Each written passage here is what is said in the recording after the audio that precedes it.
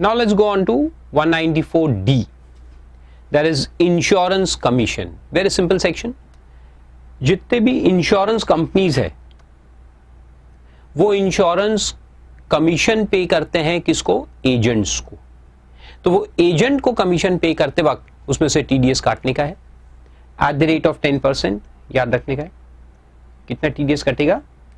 At the rate of 10%. अब इस section में भी नो टीडीएस की लिमिट रिवाइज हुई है. 15,000, 15,000 या उससे कम का पेमेंट है during the whole financial year, पूरे साल का एग्रीगेट इस आदमी को, तो अपन टीडीएस नहीं काटेंगे. पहले इसमें लिमिट 20,000 थी, उसको कम करके 15,000 किया है. तो हर साल गवर्नमेंट क्या है, चकल्लसबाजी करते रहता है, कभी कम कभी ज्यादा बढ़ाते रहता है. क्या फर्क पड़ता है 5,000 कम करने से? कौन सा टीडीएस आ जाने वाला है, कौन से खजाने भर जाने वाले हैं गवर्नमेंट के? God only knows. सिर्फ स्टूडेंट को परेशान करना और टीचर को परेशान करना, ये इनका काम है. तो कहीं बढ़ा रहे कहीं कम कर रहे, उल्टा सीधा काम शुरू रहता है. खैर याद रखो, what is the new limit? 15,000. 15,000 is the new limit. 15,000 या उससे कम होगा तो टीडीएस नहीं कटेगा. 15,000 से ज्यादा होगा पूरे फाइनेंशियल ईयर में मिलाकर तो टीडीएस काटना जरूरी है. Simple. Tax is to be deducted at the time of credit or payment, whichever is earlier. Table A में टाइम लिमिट है वही रहता है 7 days of the next month या 30th April. And form 26Q return का और form 16A for TDS certificate and form 13 can be used for lesser deduction of tax at source. Simple. फिर देखते हैं payment from life insurance policy. अब life insurance policy आप जानते हैं कि सेक्शन 10(10)(D) के अंदर एग्जेम्पशन है. There is exemption under section 10(10)(D, correct. लेकिन उसमें कुछ एक्सेप्शंस है, like key man insurance policy जिसका पेमेंट टैक्सेबल है, और ऐसी पॉलिसी जिसका प्रीमियम प्रिस्क्राइब परसेंटेज से ज्यादा होता है. Over the period of years premium percentage अलग अलग है. 12 के पहले की पॉलिसी, 2012 के बाद की पॉलिसी, है ना. तो अगर प्रीमियम का परसेंटेज प्रिस्क्राइब्ड रेट से ज्यादा है, 10%, 15%, 20% एज केस में भी, पहले 20 था फिर 10 हुआ, और हैंडीकैप वगैरह के लिए 15% है. तो अगर प्रीमियम इससे ज्यादा गया है तो फिर जब पॉलिसी से पैसा मिलता है तो वो टैक्सेबल होता है. So whenever the policy amount is taxable, इसके जो एक्सेप्शंस है वो आपको याद रखना है. Exceptions where it is taxable, तो वहां पर फिर टीडीएस काटने का है. ठीक है, तो वो अपन देखते हैं कितना टीडीएस काटना है. तो पेयर कौन है? Insurance company. Of course insurance company will make the payment. किसको? रेसिडेंट असेसी को, यानी रेसिडेंट पर्संस को पेमेंट करते वक्त टीडीएस काटना है. कितना? 1% ऑफ पेमेंट इंक्लूडिंग बोनस. 1% से टीडीएस काटना है. ये 1/6/2016 के पहले 2% हुआ करता था पुराना, तो इसको हटा के गवर्नमेंट ने अभी उसको 1% कर दिया है with effect from 1/6/2016. Amended for 2%, यानी पहले 2 था, इसको बदल के अभी कर दिया है 1%. तो ये पढ़ने का अपने को, नहीं उल्टा मत पढ़ लेना. कोई कहेगा 1% चेंज हो गया 2% हो गया है, ऐसा नहीं. सो 1% is the TDS now. And exemption में एक तो वही लिखा है amount which is exempt under 10(10)(D. जो अमाउंट एग्जेम्प्ट है 10(10)(D) में, तो उस पर टीडीएस कटेगा नहीं, सवाल ही पैदा नहीं होता. और aggregate amount of payments in a financial year is less then 1 lakh rupees. यानी आपका जो ये टैक्सेबल वाला भी अगर पकड़े अपन, एक पॉलिसी आपकी टैक्सेबल है लेकिन अमाउंट कितना मिलने वाला है? 60,000 रुपए. गरीब आदमी की पॉलिसी, फारूक हक ने अपनी पॉलिसी निकाली थी, पॉलिसी का टोटल पैसा 60,000 रुपीज मिला मुझे, तो फिर टीडीएस नहीं कटेगा. 1 लाख से कम है तो नो टीडीएस, या पॉलिसी एग्जेम्प्ट है तो नो टीडीएस. और आखिरी में दिया है पेई declaration for non deduction of tax. Form 15G and 15H जो है वो यहां पे भी यूज हो सकते हैं. 15G and 15H can be used in this case also.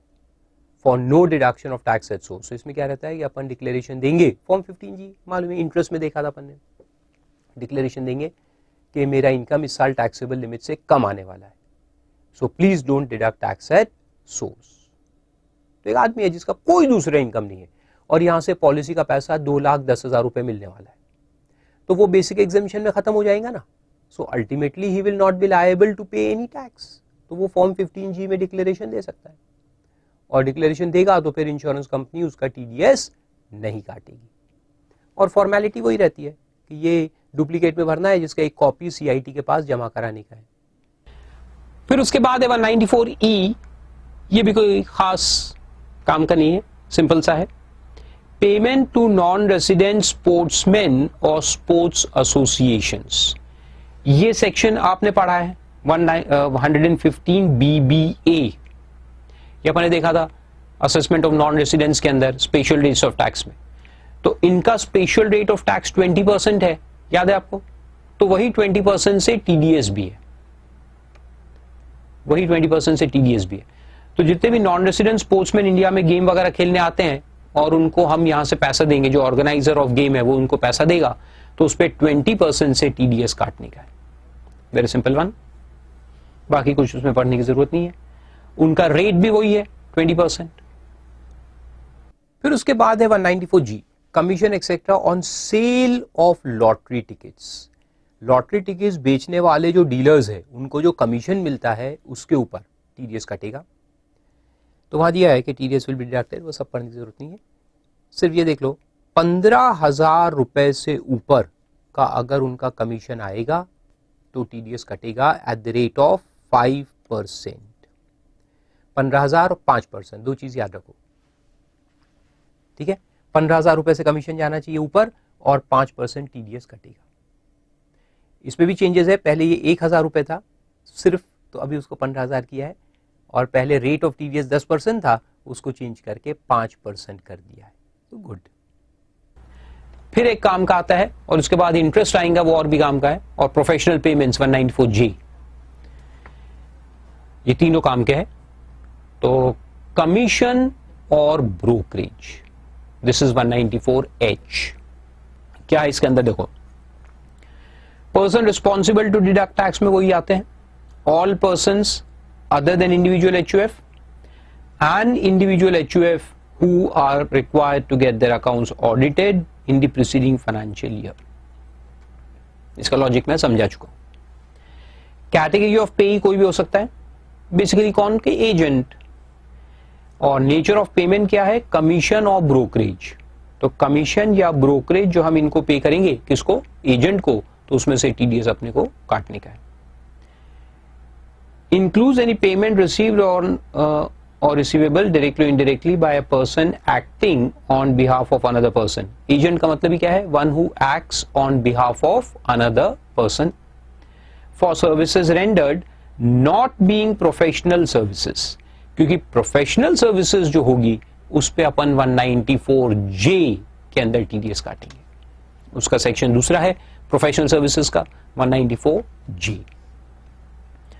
लेकिन यहां पे कौन सी सर्विसेज आएंगी, बाकी सारी सर्विसेज जो एजेंट नॉर्मली करता है, सर्विसेज जो देता है, जैसे रियल एस्टेट एजेंट हो गया जो हमें बिल्डिंगे बेचने और खरीदने में मदद करते हैं, and so on and so forth. Goods के एजेंट्स होते हैं। For services in the course of buying और सेलिंग ऑफ गुड्स और in relation to any transaction relating to any asset, valuable article और थिंग नॉट बीइंग सिक्योरिटीज। इसको underline कर लिया जाए, नॉट बीइंग सिक्योरिटीज, इसका मतलब कि जो स्टॉक ब्रोकर्स है, शेयर ब्रोकर्स, उनका TDS नहीं काटने का है। हम शेयर्स खरीदते बेचते हैं तो उसमें ब्रोकरेज पे होता है ना, तो वो ब्रोकरेज के ऊपर TDS नहीं है, याद रखो, शेयर ब्रोकरेज के ऊपर TDS नहीं काटने का। बाकी रियल एस्टेट वाले को पे किया तो TDS काटेंगे, गुड्स का अपना कमीशन एजेंट, सेल्स एजेंट्स होते हैं, ब्रोकर्स होते हैं, उन सब का TDS काटने का है। और एक्सेप्शन में और एक पॉइंट दिया है, जो BSNL और MTNL के पब्लिक कॉल ऑफिस फ्रेंचाइजीज है, PCO नहीं, वो रास्ते पे दिखते PCO, बूथ लगा के बैठे रहते हैं, तो उनको भी कमीशन मिलता है, जितने कॉल्स उनके यहां से होंगे उनको कमीशन मिलता है। उस पे टीडीएस नहीं है। फिर rate of deduction of tax at source 5%, 5% is rate for TDS. पहले ये 10 हुआ करता था, मगर 1/6/16 से उसको कम करके 5% कर दिया है। तो पहले 10 था, उसको हटा के 5 किया है। और दूसरा अमेंडमेंट और है नो टीडीएस वाले पॉइंट में कि aggregate payment is less then और इक्वल टू 15,000, 15,000 की लिमिट डाल दी है फॉर द फाइनेंशियल ईयर। पहले ये लिमिट हुआ करती थी 5,000, तो 5,000 को हटा के उन्होंने 15 कर दिया है for the whole financial year. उससे कम अगर होगा तो टीडीएस नहीं कटेगा। बाकी time of deduction, time of deposit, quarterly statements, ये सब सेम रहते हुई जो अपन पढ़ चुके हैं और आगे भी देखेंगे। फिर चलते हैं 194I। 194I क्या कहता है? रेंट। रेंट पे टीडीएस कैसे कटेगा, तो वो देखते हैं अपन। तो इसमें है फिर से वही है, person responsible to deduct tax same रहता है। All persons other than individual HUF and individual HUF if they are required to get their accounts audited in the preceding financial year, तो वो सेम चलेगा। पेई यानी लैंडलॉर्ड जिसको हम rent दे रहे, रेसिडेंट पर्सन होना चाहिए। नॉन रेसिडेंट है तो 195 में जाएगा। नेचर ऑफ पेमेंट सिंपल है, रेंट। रेंट हम पे कर रहे हैं किस चीज के ऊपर, तो ये सारे एसेट्स दिए हैं, किसी के ऊपर रेंट पे करोगे तो टीडीएस काटने का है। तो क्या क्या लिखता है उधर देखो। रेंट का डेफिनेशन वैसे इंपॉर्टेंट है, इसको अच्छे से पढ़ के जाना। Means payment by whatever name called under any lease, sublease, sublease भी कवर्ड है, सबलीज भी कवर्ड है। यानी हम जिसको रेंट दे रहे हैं वो ओनर नहीं है, वो खुद एक लेसी है, उसने लीज पे लिया, अपने को सबलीज पे दिया, तो भी अपन उसका टीडीएस काटेंगे। तो यहां ओनरशिप का कोई क्राइटेरिया नहीं रहता, आप रेंट दे रहे तो टीडीएस काटो, चाहे ओनर को दो, चाहे लेसी को दो, किसी को भी दो, उससे फर्क नहीं पड़ता। तो सबलीज भी कवर्ड है।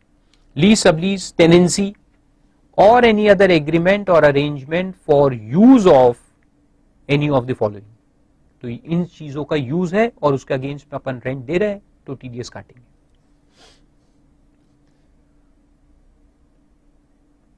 Use of any of the following, और आगे लिखा है वेदर सेपरेटली और टुगेदर, यानी ये सारे एसेट्स एक साथ हो या अलग अलग हो तो भी टीडीएस काटने का है। Land, building, land appurtenant to a building including factory building, तो building including factory building, land appurtenant यानी जो लैंड जुड़ा हुआ होता है, इंक्लूडिंग फैक्ट्री बिल्डिंग के साथ जो जुड़ा हुआ है, या मशीनरी या plant, equipment, furniture, fittings, whether or not all or above are owned by the payee, whether or not owned by payee, payee का हो या ना हो, दोनों में टीडीएस काटने का है। अब ये जो सारी चीजें हैं ना, खास करके मशीनरी, प्लांट वगैरह, तो ये जरा अच्छे से पहले एक बात समझ लो मेरी। एक बात बहुत काम की है, वो इसमें समझने की है, उस पर क्वेश्चन आता है। देखो मैं एक एग्जांपल आपको देता हूं कि अपने को, अपन कौन है, एक बिल्डर है मान लो, हाँ अपन एक बिल्डर है और ये अपना एक साइट है, बहुत बड़ा साइट है, 3 लाख स्क्वायर फीट का कंस्ट्रक्शन अपन करने वाले। तो अपने को बहुत बड़ा बेसमेंट बनाना है, पूरा गड्ढा खोदना है बेसमेंट बनाने के लिए, ह्यूज स्पेस है, उसका बेसमेंट खोदना है। अब बेसमेंट खोदना है तो अपन ने क्या किया कि वो मशीन रहते ना, क्या कहते हैं उसको, जेसीबी मशीन बुलाए।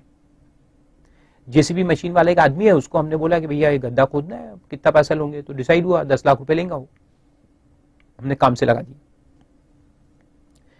तो ये जेसीबी मशीन्स लेके आया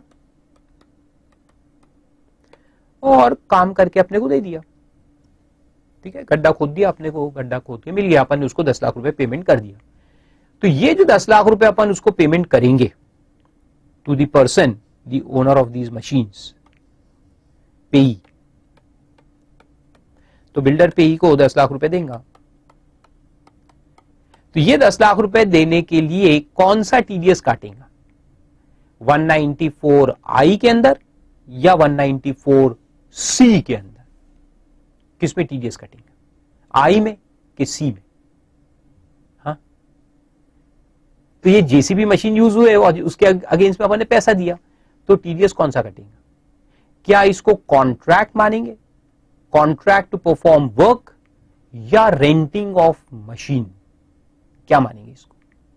तो वो डिपेंड करता है, उसका आंसर जो है ये डिपेंड करता है कि ये जेसीबी मशीन का कंट्रोल किसके हाथ में था, कंट्रोल कहां है, ये अपने को देखना है। अगर कंट्रोल पेई के पास है तो उसका मतलब कि वो अपने को काम करके दे रहा है, अपना कॉन्ट्रैक्ट टू परफॉर्म वर्क है। हमने मशीन हायर पे नहीं लिया उससे, हमने उसको कॉन्ट्रैक्ट दिया टू परफॉर्म वर्क। अब जैसे कि अपने को फैक्ट्री से गुड्स सप्लाई करने, तो अपन एक ट्रक वाले को बुलाया, उसको बोला गुड्स लेके जाओ ब्रांच ऑफिस। तो क्या अपन ने ट्रक हायर पे लिया गया कि उससे सर्विस ली? सर्विस ली है ना, ट्रांसपोर्ट का सर्विस लिया है, ट्रक थोड़ी किराए से लिया है। 30,000 रुपए उसने अपने से लिया, 50,000 रुपए लिए, तो क्या ट्रक के किराए का पैसा है? नहीं, ट्रक का किराया नहीं है, वो सर्विस का चार्ज। क्योंकि ट्रक तो उसी के हाथ में रहेगा ना, ट्रक का कंट्रोल तो उसी के हाथ में है, चला के तो वही ले जा रहा है। अपने को ट्रक दे दिया गया, लो ट्रक लो लेके जाओ, नहीं, तो उसको कहेंगे अपन वर्क कॉन्ट्रैक्ट। तो वैसे ही देखो, कंट्रोल देखना, अगर जेसीबी मशीन का कंट्रोल पे ही के पास है, उसी ने ड्राइवर भेजे साथ में, मशीन भेजा, ड्राइवर भेजे और कहा कि जाओ गड्ढा खोद के आओ, तो ये हुआ वर्क कॉन्ट्रैक्ट। तो अपन जो पैसा देंगे उसको, उसमें टीडीएस कौन सा काटेंगे? 194C के अंदर टीडीएस कटेगा। और अगर इसका कंट्रोल बिल्डर के पास है, कहने का मतलब कि पेई ने 10 जेसीबी मशीन आपको दे दी, लेके जाओ 4 महीने के लिए, 4 महीने काम चलेगा, तो पेई ने क्या किया, मशीन अपने को दे दी और कहा कि तुम ड्राइवर लगाओ और जहां गड्ढा खोदना है खोदो, खड़ा रखना है खड़ा रखो, यूज करना है करो, जो करना है करो, तुम करो, मेरे को मंथ के 2 लाख रुपए दे देना रेंट। तो कंट्रोल हमारे पास है, तो फिर हम जो उसको पैसा देंगे, कंट्रोल अगर अपने पास है तो अपन जो उसको पैसा देंगे उसको क्या कहेंगे? 2 लाख पर मंथ अपन उसको पैसा दे रहे हैं, इसको कहा जाएगा रेंट, इसको रेंट कहेंगे। और इसमें 194I में टीडीएस काटेंगे। तो समझ में आई बात? सब चीज किस पे डिपेंड करेगी? The possession and control of the machinery. अगर ये पोजेशन और कंट्रोल पेई के पास है तो वो अपने को सर्विस दे रहा है, और अगर कंट्रोल अपने को दे दिया तो उसका मतलब कि वो रेंटिंग ऑफ मशीन है, और रेंटिंग ऑफ मशीन पे जो पैसा उसको देंगे वो रेंट कहा जाएगा, फिर 194I लगेगा। आया समझ में? ये पॉइंट बहुत इंपॉर्टेंट है, इसको याद रखना हमेशा। फिर आओ वापस, फिर रेट ऑफ टीडीएस देखो क्या है। तो रेट ऑफ टीडीएस में वही बोला है, प्लांट मशीनरी और इक्विपमेंट जो है इस पे 2% टीडीएस काटना पड़ता है, और लैंड बिल्डिंग या फैक्ट्री बिल्डिंग वगैरह जो है तो उस पे, and furniture and fittings, land building furniture fittings, उस पे 10% टीडीएस। लैंड बिल्डिंग जैसे अपन बिल्डिंग किराए से लेते हैं ना ऑफिस डालने के लिए, तो उस पे 10% टीडीएस काटना है। लेकिन फिर उसमें नो टीडीएस लिखा है, मिनिमम लिमिट जिसके ऊपर टीडीएस काटना है। तो ये मिनिमम लिमिट यहां पर कितना है? 1,80,000 in the financial year. The amount of rent paid or credited or likely to be credited or paid does not exceed rupees 1,80,000. 1,80,000 रुपए अगर साल का है, यानी 15,000 रुपए पर मंथ आ जाता है अप्रॉक्स, है ना? तो उससे अगर अपन कम देने वाले हैं तो फिर टीडीएस नहीं काटेंगे। या फिर और द पेई इज द गवर्नमेंट और लोकल अथॉरिटी, यानी गवर्नमेंट की बिल्डिंग को अपन ने रेंट पे लिया है। गवर्नमेंट के बिल्डिंग्स होते हैं ना, कमर्शियल बिल्डिंग्स, रेंट पे लेके अपन वहां दुकान डाल सकते हैं, तो अपन ने पैसा दिया गवर्नमेंट को, तो टीडीएस नहीं काटेंगे। या local authority. And secondly rent, ये अभी साल ऐड हुआ 2015 में अमेंडमेंट, तो इसको इंपॉर्टेंट मार्क करो। ये अपन ने पढ़ा था business trust, real estate trust, real estate investment trust जो डायरेक्टली बिल्डिंगें बनाता है और वहां से उसको रेंट मिलता है, तो वहां भी टीडीएस नहीं कटेगा। देखा था ना अपन ने, no TDS. Real estate investment trust के हाथ में जो रेंट आएगा उस पे टीडीएस नहीं कटेगा। तो वहां लिखा है। लेकिन इसमें क्या होता है, अभी फिर से एक बार रिवाइज करा दूं, वैसे देखा ही था अपन ने कि ये रियल एस्टेट इन्वेस्टमेंट ट्रस्ट होता है और यहां उसके इन्वेस्टर्स होते हैं, इसको पास थ्रू वाला कॉन्सेप्ट लगाते हैं, और यहां उसके एसेट्स है, real estate assets, direct investment किया उसने। तो ये एसेट्स से जो rent real estate investment trust को आता है, तो इस पे ये जो पेयर लोग हैं ये टीडीएस नहीं काटेंगे, और ये अमाउंट अपन क्या करते हैं, आरईआईटी के हाथ में एग्जेम्प्ट कर देते हैं, और इसका जो डिस्ट्रीब्यूशन होता है, करस्पॉन्डिंग डिस्ट्रीब्यूशन टू इन्वेस्टर्स, इसको इन्वेस्टर के हाथ में अपन क्या करते हैं, टैक्सेबल करते हैं, और इसमें आरईआईटी को टीडीएस काटना पड़ता है, आरईआईटी को टीडीएस काटना पड़ता है, correct, at the rate of 10%। अगर इंडिविजुअल इन्वेस्टर्स, इंडिविजुअल या एचयूएफ है, उसको पैसा दे रहे तो 10% से, और अदर्स को दे रहे तो एप्लीकेबल रेट, जो भी रेट एप्लीकेबल है उससे काटना पड़ता है।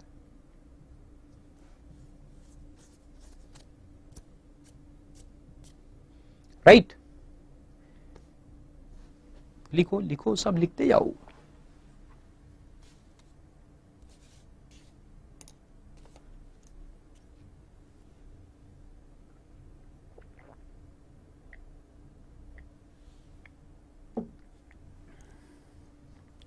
यहां लिख दो no TDS under section 194I। Done.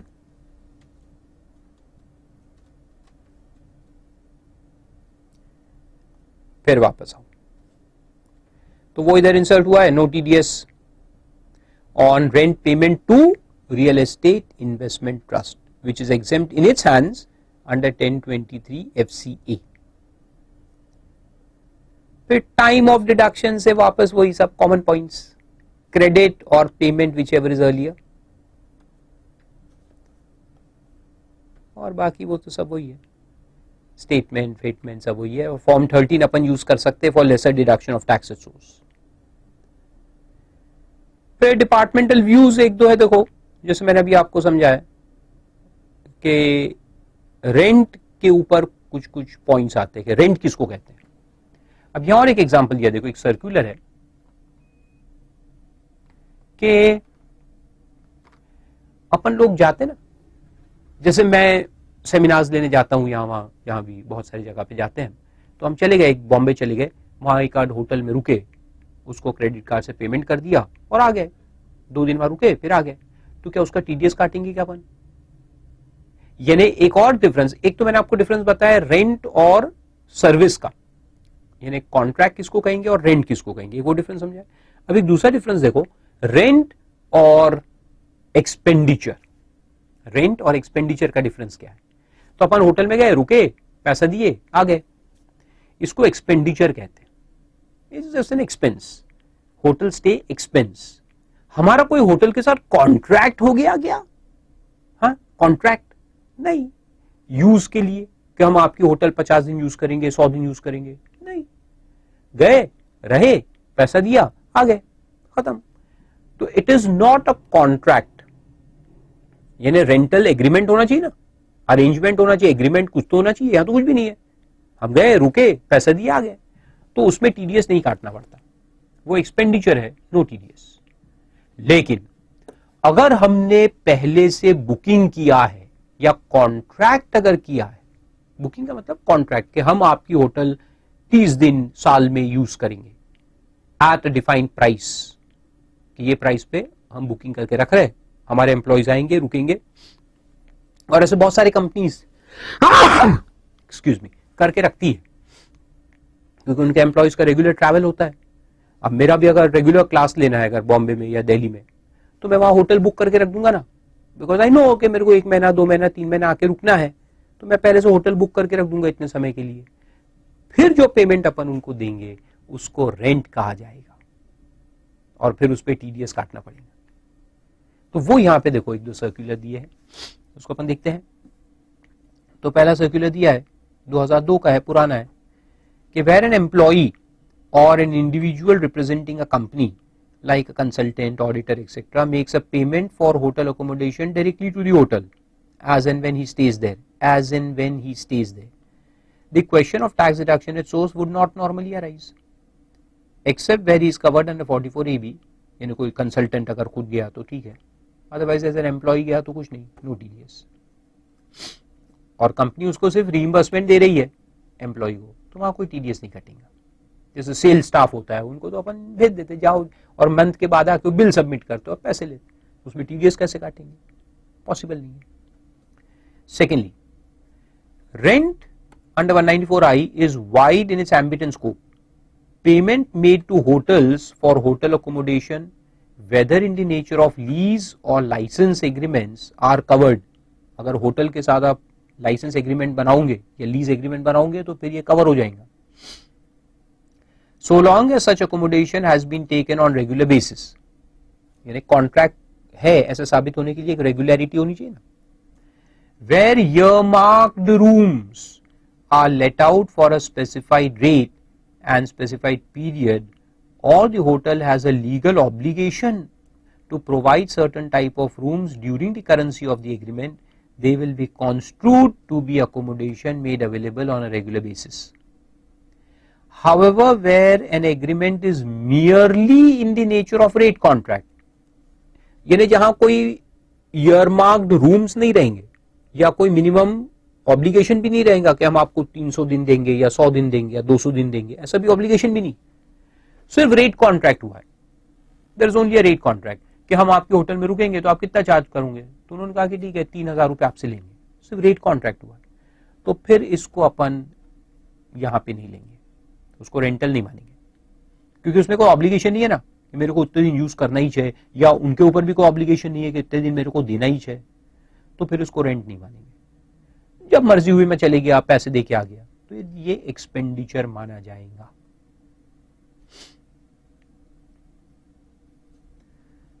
ठीक है, तो 2 पॉइंट हुए. तीसरा पॉइंट है कि the provisions of 194I are not attracted to the sharing of proceeds of film exhibition between the film exhibitor and the cinema theatre, जिसको अपन ने वहां भी स्टडी किए थे, कहां, सर्विस टैक्स में एग्जेम्पशन है ना.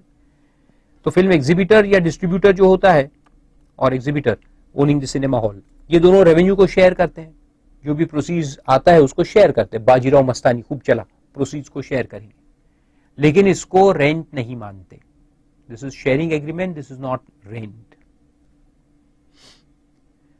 और एक लास्ट पॉइंट जो अभी 2014 में आया है, लेटेस्ट सर्कुलर है, non deduction of tax at source on the service tax component, service tax component comprised in payments made to residents if the service tax component is indicated separately. तो एक circular है जो कोई भी payment को लगता है, not just rent, it is applicable to any payment. तो सर्विस टैक्स में क्या होता है, जैसे आजकल रेंटल पे सर्विस टैक्स, तो हुआ ये कि रेंट डिसाइड हुआ 10 लाख रुपए साल भर का, उसके ऊपर जो लैंडलॉर्ड है वो अपने से सर्विस टैक्स भी वसूल करेगा, है ना, सर्विस टैक्स वसूल करेगा, तो प्लस सर्विस टैक्स लगा देगा एट द रेट ऑफ 14%. मान के चलो 14% is the rate of tax right now, और स्वच्छ भारत सेस लगने के बाद 14.5 होने वाला है, हो गया है, लेकिन मई अटेम्प्ट के लिए लागू नहीं है, नवंबर अटेम्प्ट में लगेगा स्वच्छ भारत सेस. तो चलो 14.5 इच ले लेते. तो 14.5% से उन्होंने सर्विस टैक्स भी लगा दिया, तो 145 आ गया. तो टोटल पेमेंट अपन उनको कितना देने वाले हैं, 11,45,000. तो ये बना अमाउंट पेएबल. तो सवाल ये पैदा हुआ कि टीडीएस कितने पे काटना है, टैक्स डिडक्शन कितने पे करना है, सर्विस टैक्स को मिलाकर इस पे या सिर्फ 10 लाख पे. तो ये सर्कुलर कहता है ओनली ऑन 10 लाख. टीडीएस जो आएगा वो ओनली ऑन 10 लाख आएगा, सर्विस टैक्स कंपोनेंट को छोड़ के. और ये जो सर्कुलर है ये सभी में लगेगा, ऑल टाइप ऑफ पेमेंट्स, जैसे प्रोफेशनल पेमेंट्स हो गए, टेक्निकल कंसल्टेंट्स को पेमेंट हो गए, सब जगह कॉन्ट्रैक्टर्स को हो गए, तो सब जगह अपन क्या करेंगे, सर्विस टैक्स कंपोनेंट को हटाकर जो नेट अमाउंट है उस पे टीडीएस काटेंगे. तो TDS will be on 10 lakh. बहुत सिंपल है.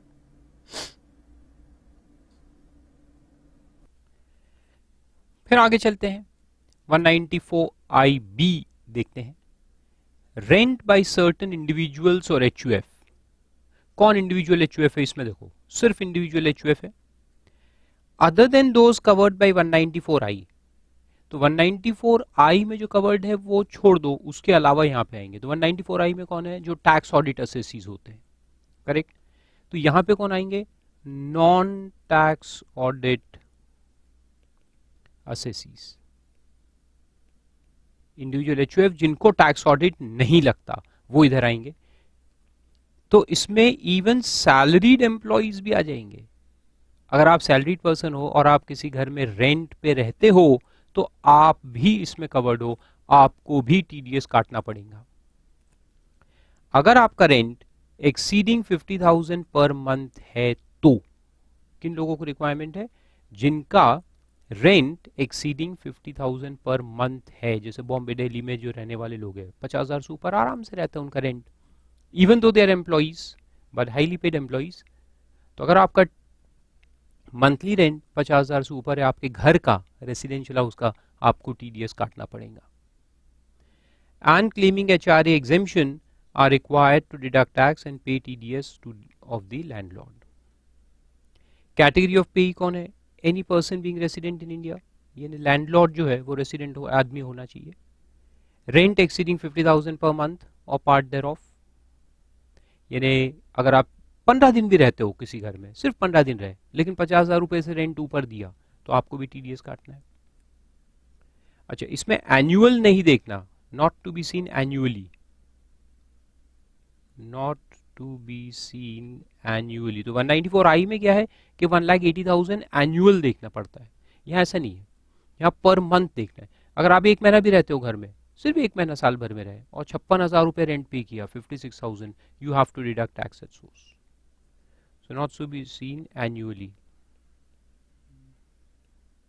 यहाँ अपने को मंथली लेके चलना है।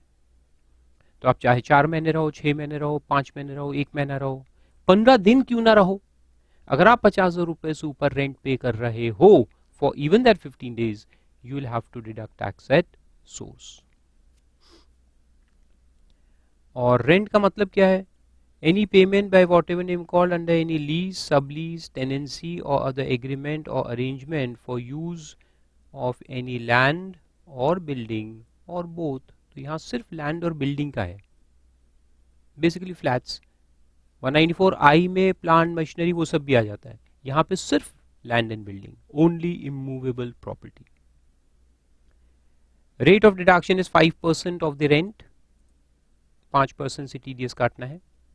नो TDS में वही है कि अगर आपका rent less than equal to 50,000 है पर मंथ और पार्ट, तो फिर आपको नहीं काटने का। Time for deduction is time of credit of rent for the last month of the previous year और the last month of the tenancy if the property is vacated during the year, as the case may be, to the account of the payee or at the time of payment thereof in cash or by issue of a check or draft or by any other mode whichever is earlier।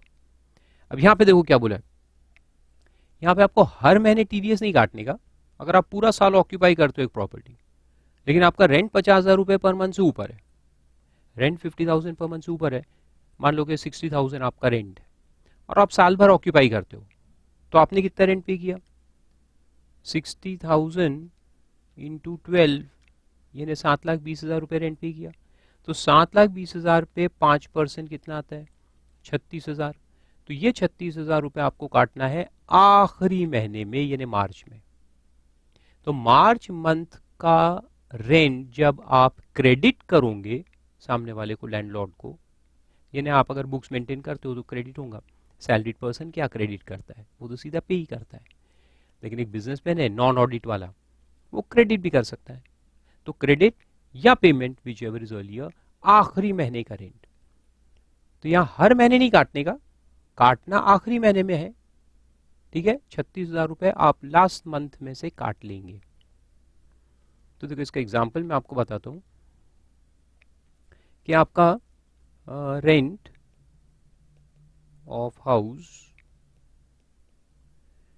मान लो कि 70 नहीं, कितना दिया था अपन ने, 60,000 per month, 60,000 per month है, and occupation is, first example में लेते हैं होल ईयर, ठीक है। तो आप टोटल रेंट कितना पे करोगे,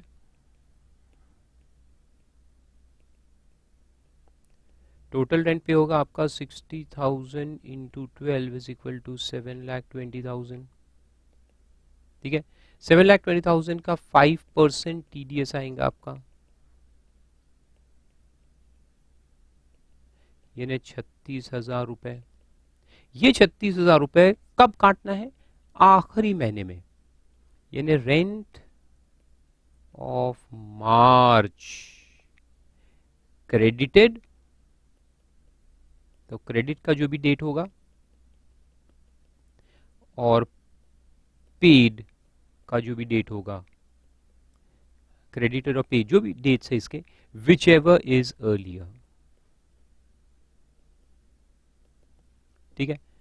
अगर क्रेडिट किया बाद में पे किया तो क्रेडिट के ऊपर काट लेंगे, या पेमेंट किया सीधा तो पेमेंट पे काट लेंगे। पेमेंट करने के बाद क्रेडिट करना ऐसा नहीं होता, ये तो ऐसा है कि भाई सैलरीड आदमी है, HRA का रेंट पे कर रहा है तो सीधा पेमेंट करता है ना, वो कोई बिजनेस थोड़ी कर रहा है, कोई अकाउंट्स थोड़ी रखता है, सैलरीड गाई कोई अकाउंट्स रखता है क्या, नहीं, तो क्रेडिट आता ही नहीं, उसमें सीधा पेमेंट आता है।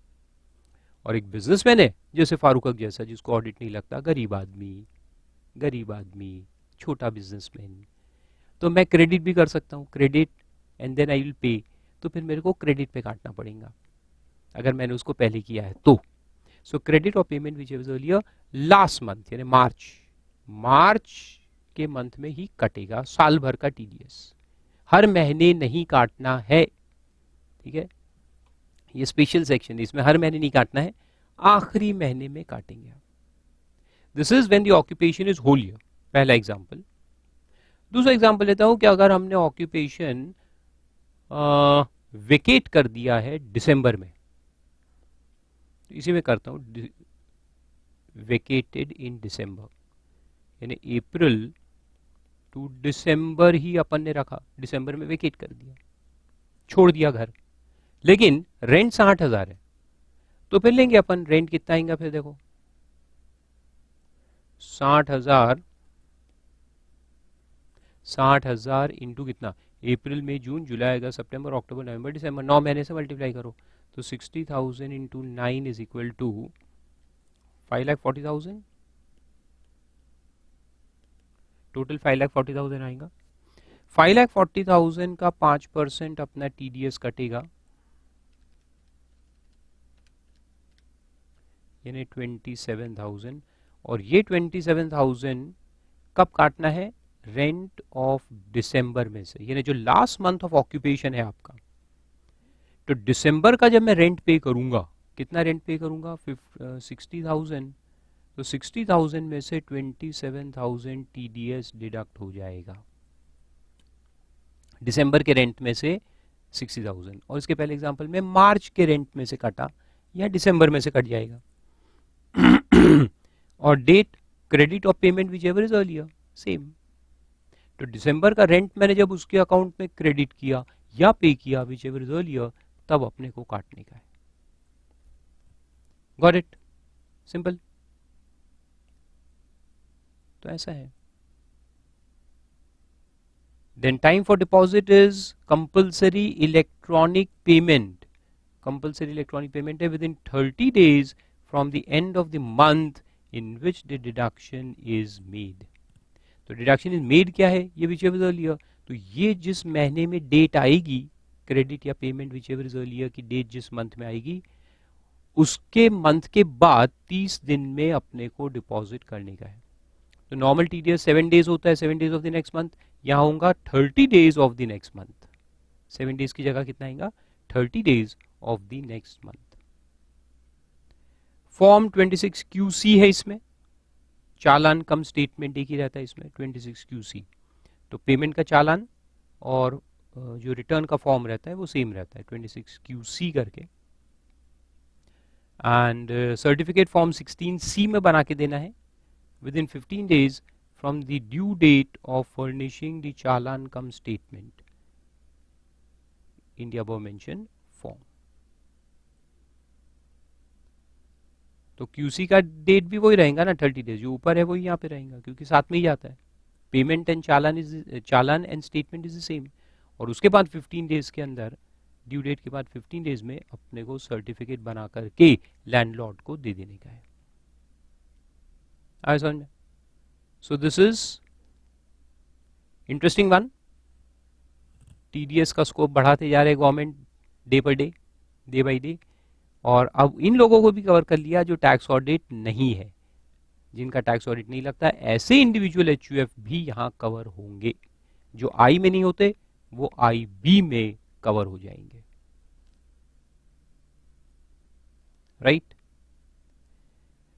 फिर उसी में एक पॉइंट है कि टैन एंड पैन नंबर्स. तो डिडक्टर जो है, क्योंकि ये छोटे मोटे लोग हैं बेचारे, कोई सैलरीड गाय, तो ये वो जो रेंट पे कर रहा है 50,000 से ऊपर, तो यहाँ बोला है कि they are not required to have TAN number.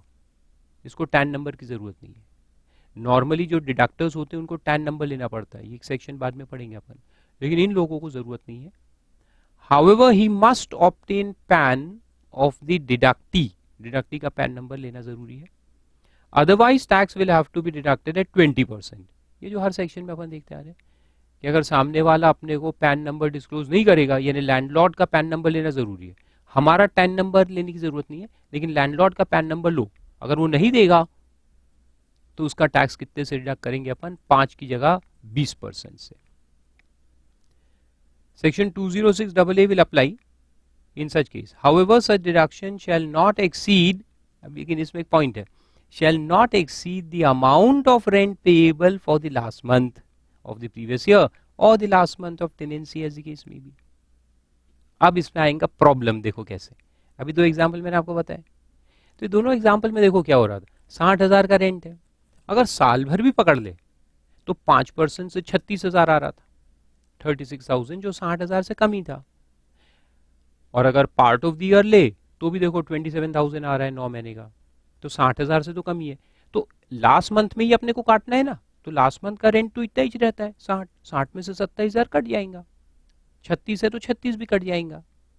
लेकिन अगर इस आदमी ने अपने को पैन नंबर डिस्क्लोज नहीं किया, अगर लैंडलॉर्ड ने अपने को पैन नंबर डिस्क्लोज नहीं किया, तो फिर क्या करेंगे अपन? फिर अपना रेट ऑफ TDS 5 की जगह पे हो जाएगा 20%. तो 20% अगर इस केस में निकाला 5,40,000 का, तो कितना आता है देखो, 5,40,000 इंटू 20%, यानी 1,08,000. साला TDS 1,08,000 काटने का है 9 महीने का, लेकिन काटना तो आखिरी महीने के इसमें से है. तो आखिरी महीने का ये कितना है तुम्हारा? रेंट कितना है? 60,000. अब बताओ कि 60,000 में से 1,08,000 कैसे काटेंगे? 60,000 रेंट हमको लैंडलॉर्ड को देने का है. इस एग्जांपल में 9 महीने वाले दिसंबर में हम वेकेट कर रहे हैं. अब ये 60,000 में से लास्ट महीने का दिसंबर का, इसमें से 1,08,000 कैसे काटेंगे बताओ? तो इसलिए यहां पे बोला है कि this 1,08,000 will be restricted to 60,000 only. अगर 20% से काटना है तो हो सकता है, गवर्नमेंट को मालूम है कि 20% तो बड़ा अमाउंट हो जाएगा, तो रेंट से भी आगे हो सकता है. तो फिर आपको जितना रेंट है उतना ही TDS काटना है, उससे ज्यादा नहीं. क्योंकि उससे ज्यादा काटेंगे कैसे? बाकी का अपनी जेब से भरेंगे? नो. या लैंडलॉर्ड से पैसे लेंगे? नो. भाई जितना रेंट है उतना काट लो. तो 60,000 पूरा TDS में चले जाएगा. ठीक है. और यही अगर पूरे साल का बताऊँ आपको एग्जाम्पल, वैसे आप समझ गए मुझे मालूम है, लेकिन फिर भी देखते हैं कि अगर पूरा अप्रैल टू मार्च फुल ईयर अगर है ऑक्यूपेशन, तो 60,000 इंटू 12 आएगा. तो 60,000 इंटू 12 कितना आता है? वही 7,20,000. 7,20,000 का 20% अगर अपने को काटने को बोला जाए क्योंकि लैंडलॉर्ड ने पैन नंबर नहीं दिया, तो कितना आएगा देखो? 7,20,000 इंटू 20%, 144. अब बताओ मेरे को मार्च मंथ में काटने का है, रेंट ऑफ मार्च महीने का रेंट कितना है 60,000। 60,000 में से 144 कैसे काटेंगे, नहीं होगा ना, तो it will be restricted again to 60,000 only, restrict कर देंगे, बाकी सब सेम रहेगा। तो नॉर्मल कोर्स में कितना रेट है 5%। अगर सामने वाला अपने को उसका पैन नंबर डिस्क्लोज नहीं करेगा, ये सारे सेक्शंस में लगता है, अपन ये सेक्शन आगे पढ़ेंगे 206AA कि अगर उसने पैन नंबर डिस्क्लोज नहीं किया तो टैक्स हमको काटना पड़ता है at the rate given, that is 5 और 20 विच एवर इज हायर, तो 20 हो जाएगा। लेकिन 20 होगा, लेकिन 20% काटने को पैसा भी तो चाहिए ना, क्योंकि अपन आखिरी महीने में काट रहे हैं, पूरे साल का काट रहे हैं लेकिन आखिरी महीने में काट रहे हैं, तो वहां प्रॉब्लम आता है कि आखिरी महीने का रेंट छोटा सा अमाउंट होगा और टीडीएस का अमाउंट ज्यादा हो सकता है ऐसे केस में, तो फिर टीडीएस किस पे रिस्ट्रिक्ट कर देंगे, to the extent of actual rent of that last month of the year और last month of tenancy as the case may be. आ रहा है समझ, वेरी गुड। और जो डिडक्टर है इंडिविजुअल, उसको टैन नंबर लेने की जरूरत नहीं है इस केस में। फिर कुछ एग्जांपल्स भी दिए देखो, if assessee pays rent of 40,000 per month for whole year then no TDS, 40,000 है ना तो no TDS. If assessee pays rent of 1 lakh per month for whole year then yes he is required to deduct tax. तो कितना deduct करेंगे देखो, 1 लाख है तो 12 लाख हो जाएगा साल का, 12 लाख इंटू 5% कितना आएगा 60,000, तो 60,000 का टीडीएस काटने का है, आखिरी महीने में से काटेंगे, तो आखिरी महीने का जो 1 लाख है 1 लाख में से 60,000 काट के 40,000 लैंडलॉर्ड को देंगे आखिरी महीने में। फिर लिखा है कि FSc pays 40,000 per month for 7 months and 55,000 for 5 months. ऐसा भी तो केस हो सकता है, part of the year rent कम है, फिर रेंट बढ़ा दिया गया, 50 के ऊपर हो गया, तो टीडीएस कितने वक्त का काटेंगे, उतने वक्त का काटेंगे जहां पे रेंट 50 से ऊपर है, यानी कि 5 महीने का। तो देखो 55,000 इंटू 5 आएगा 2,75,000, 2,75,000 का 5%, ठीक है 13,750, तो 13,750 जो है ये अपना टीडीएस का अमाउंट रहेगा, और ये आखिरी महीने के 55,000 में से कटेगा, तो 55,000 माइनस 13,750, तो ये 41,250 फिर आखिरी महीने में अपन लैंडलॉर्ड को देंगे, ठीक है। फिर एग्जांपल है कि वससी pays rent of 60,000 per month only for the month of April to August, ये ना अगस्त में छोड़ दिया हमने, तो ये तो हमने देखा ही अभी, अप्रैल मई जून जुलाई अगस्त, 60,000 इंटू 5 3 लाख का 5% काट लो, 15,000 का टीडीएस आएगा, और आखिरी महीने में से काटेंगे, अगस्त के मंथ में से काटेंगे। और आखिरी है कि वससी pays rent of 1 lakh per month for the whole year but the landlord does not provide PAN, landlord ने पान खा के हमारे ऊपर नहीं थूका, तो क्या करेंगे 20% से काटेंगे, तो 12 लाख का 20% होता है 240 कट सकता है क्या, नहीं, तो 1 लाख पे रिस्ट्रिक्ट कर देंगे, आखिरी महीने का रेंट 1 लाख, टीडीएस 1 लाख। आए समझ में, वेरी सिंपल। फिर आगे चलते हैं, नेक्स्ट सेक्शन पे आते हैं 194(1)(a), payment on transfer of certain immovable property other than agricultural land. तो आईबी मैंने इसलिए पहले ले लिया क्योंकि रेंट आई और आईबी दोनों रेंट के हैं, तो वो दोनों एक साथ देखें। नाउ लेट्स सी आई ए 194 आई ए, इसमें क्या है कि इमूवेबल प्रॉपर्टी यानी लैंड बिल्डिंग का ट्रांसफर जो है, यानी जब हम कोई लैंड बिल्डिंग परचेज करते हैं, लैंड बिल्डिंग हमने परचेज किया, आज ही मैंने परचेज किया एक 7 करोड़ का फ्लैट, तो मैं जो बिल्डर को पेमेंट दूंगा उसमें से टीडीएस काटने का है।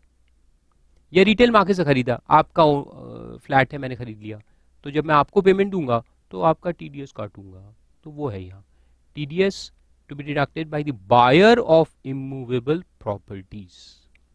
तो देखो person responsible to deduct tax कौन है? Buyer, that is transferee. Transferee word में कभी कभी कंफ्यूजन भी होता है, आप लिख दो बायर. ठीक है, buyer is liable to deduct tax at source. Category of payee कौन है? Any person being resident in India. आप कौन रेसिडेंट है? बिल्डर कौन रेसिडेंट है? Nature of payment, consideration for transfer of immovable property being land other than rural agricultural land in India. Rural agricultural land अगर हम purchase करेंगे तो उसमें टीडीएस नहीं काटने का, क्योंकि वो सामने वाले के हाथ में एग्जेम्प्ट होता है ना. कैपिटल गेन थोड़ी आता है सामने वाले के हाथ में. It is not a capital asset, याद है. तो मैं क्यों उसका टीडीएस काटूंगा जब उसकी इनकम ही नहीं है. तो रूरल एग्रीकल्चरल लैंड को छोड़ दो, उस पर टीडीएस नहीं काटने का, बाकी सब पे काटना है. तो लैंड और बिल्डिंग और part of a building. Rate of deduction is 1%, 1% से काटने का है, जस्ट 1%. तो 7 करोड़ का फ्लैट मैंने खरीदा, तो 7 करोड़ पे 1% कितना आता है? लेट्स सी, 7 लाख रुपए. 7 लाख में टीडीएस काटूंगा, गवर्नमेंट को भरूंगा. नो टीडीएस में दिया है लेस देन 50 लाख रुपीस.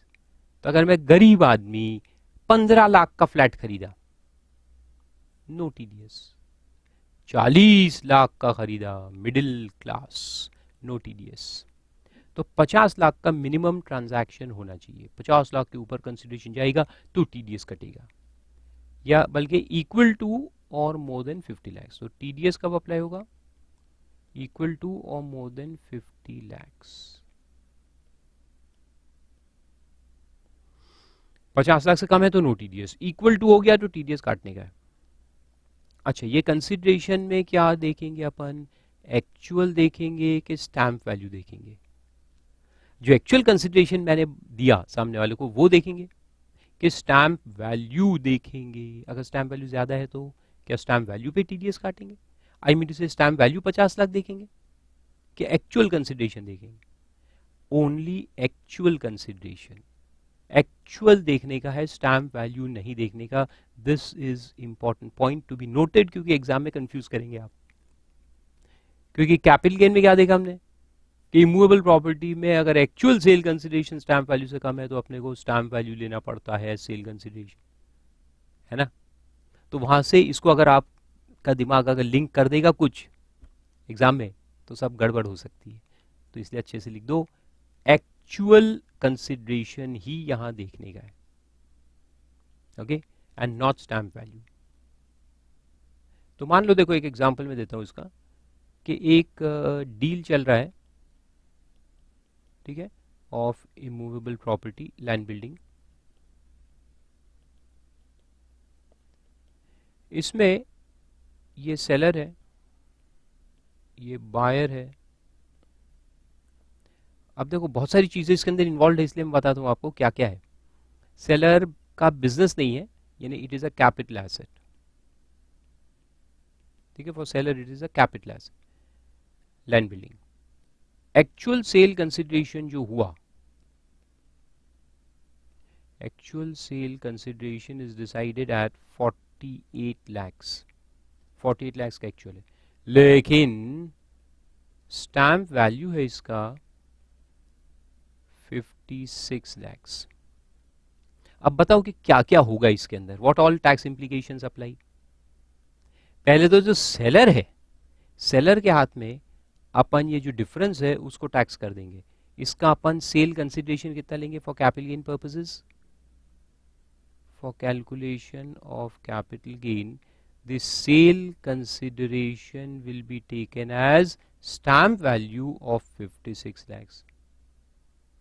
फिर उसका कॉस्ट ऑफ एक्विजिशन माइनस करके उसका कैपिटल गेन आ जाएगा. यानी कहने का मतलब कि जो डिफरेंस है 8 लाख का, वो यहां टैक्सेबल हो जाएगा सेलर के हाथ में. बायर के हाथ में क्या होगा? बायर के हाथ में IOS, income from other sources, आ जाएगा. Section 56 subsection 1 clause 10. कितना आ जाएगा? 8 लाख. जो डिफरेंस है वो उसके हाथ में टैक्सेबल हो जाएगा as income from other sources. तो ये 8 लाख का जो डिफरेंस होता है 56 और 48 का जो डिफरेंस है 8 लाख का, वो इसके हाथ में भी टैक्सेबल होता है, इसके हाथ में भी टैक्सेबल होता है। और ये टैक्सेबल हो जाने के बाद उस बायर का कॉस्ट ऑफ एक्विजिशन अपन क्या लेंगे, लेटर ऑन उसके हाथ में कैपिटल गेन जब निकालना पड़े तो कॉस्ट ऑफ एक्विजिशन क्या लेंगे, 56 लाख। तो एक्चुअल उसका परचेज प्राइस 48 है, लेकिन 48 और 56 का जो डिफरेंस है वो हमने टैक्स कर दिया आईओएस में। तो एक बार ये टैक्स हो गया तो अब इसके हाथ में कॉस्ट ऑफ एक्विजिशन क्या आएगा, 56 आगे के लिए जब भी वो एसेट को बेचेगा। तो इसके हाथ में सेल कंसिडरेशन स्टैंप वैल्यू लेंगे, जो डिफरेंस है वो इसके हाथ में आईओएस में टैक्स करेंगे, और अब 56 लाख उसका बन जाएगा कॉस्ट ऑफ एक्विजिशन। 3 बातें हो गई, 1 2 3। चौथी बात, क्या बायर को टीडीएस काटना है, क्या बायर को टीडीएस काटना है, is it required to deduct tax at source, क्या इसको टीडीएस काटना है, तो आंसर है no, because the actual sale consideration is less than 50 lakhs। देखो 48 लाख है ना, 50 से कम है तो कोई टीडीएस नहीं काटना है। 1 2 3 4 बातें एक साथ होती है, सब याद रखनी है एक साथ। लिख लिया आपने, नहीं लिखे तो पॉज करके लिखो, मैं फिगर को चेंज करता हूं। अब मैं बताता हूं कि what if the cell consideration is 52 lakhs instead of 48। अगर 52 हो तो फिर क्या, तो यहां तो 56 ही लेंगे, दोनों में से विच इज हायर, ये सेम रहेगा। आईओएस में अब ये डिफरेंस ऑफ 4 लाख है वो टैक्सेबल होगा, तो यहां 4 लाख टैक्सेबिलिटी आएगी, और बाद में कॉस्ट ऑफ एक्विजिशन 56 बन जाएगा। And now what will happen to TDS, yes now the tax has to be deducted at source, yes at the rate of 1% of 52 lakhs। तो 52 लाख का 1% टीडीएस काटने का है। टीडीएस एक्चुअल सेल कंसिडरेशन पे ही रहेगा, हाँ स्टैम्प वैल्यू पे नहीं। तो 1% ऑफ 52 लाख टीडीएस काटेगा बायर फ्रॉम द सेलर। तो सेलर को 52 देने के पहले 1% टीडीएस काट लेंगे, बैलेंस उसको पे करेंगे। Got it, simple. तो लिख लो इसको भी पॉज करके, अपन वापस चलते हैं। फिर देखो टाइम ऑफ डिडक्शन क्या है, क्रेडिट और payment whichever is earlier, credit और पेमेंट whichever is earlier। इसका डिपॉजिट कंपलसरी इलेक्ट्रॉनिक है with in 30 days from the end of the month in which deduction is made. Form 26 QB है यहाँ पर, and 16B में certificate देना है within 15 days of the due date of furnishing, यानी 30 दिन है। इसमें भी चालान कम स्टेटमेंट आता है एक साथ, क्योंकि ये रेगुलर वाला नहीं है, ये एक टाइम है, वन टाइम है, तो चालान और स्टेटमेंट साथ में ही रहता है।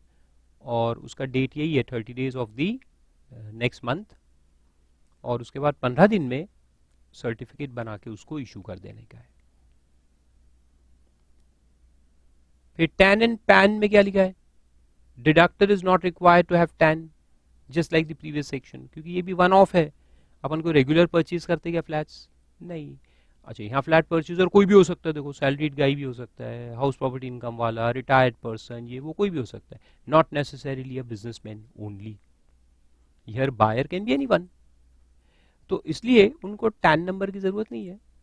टैन नंबर उनको होता है जो रेगुलर पेमेंट्स करते हैं, रेगुलर टीडीएस जिनको है, ये तो वन ऑफ है, वन ऑफ में टैन से एग्जेम्पशन है।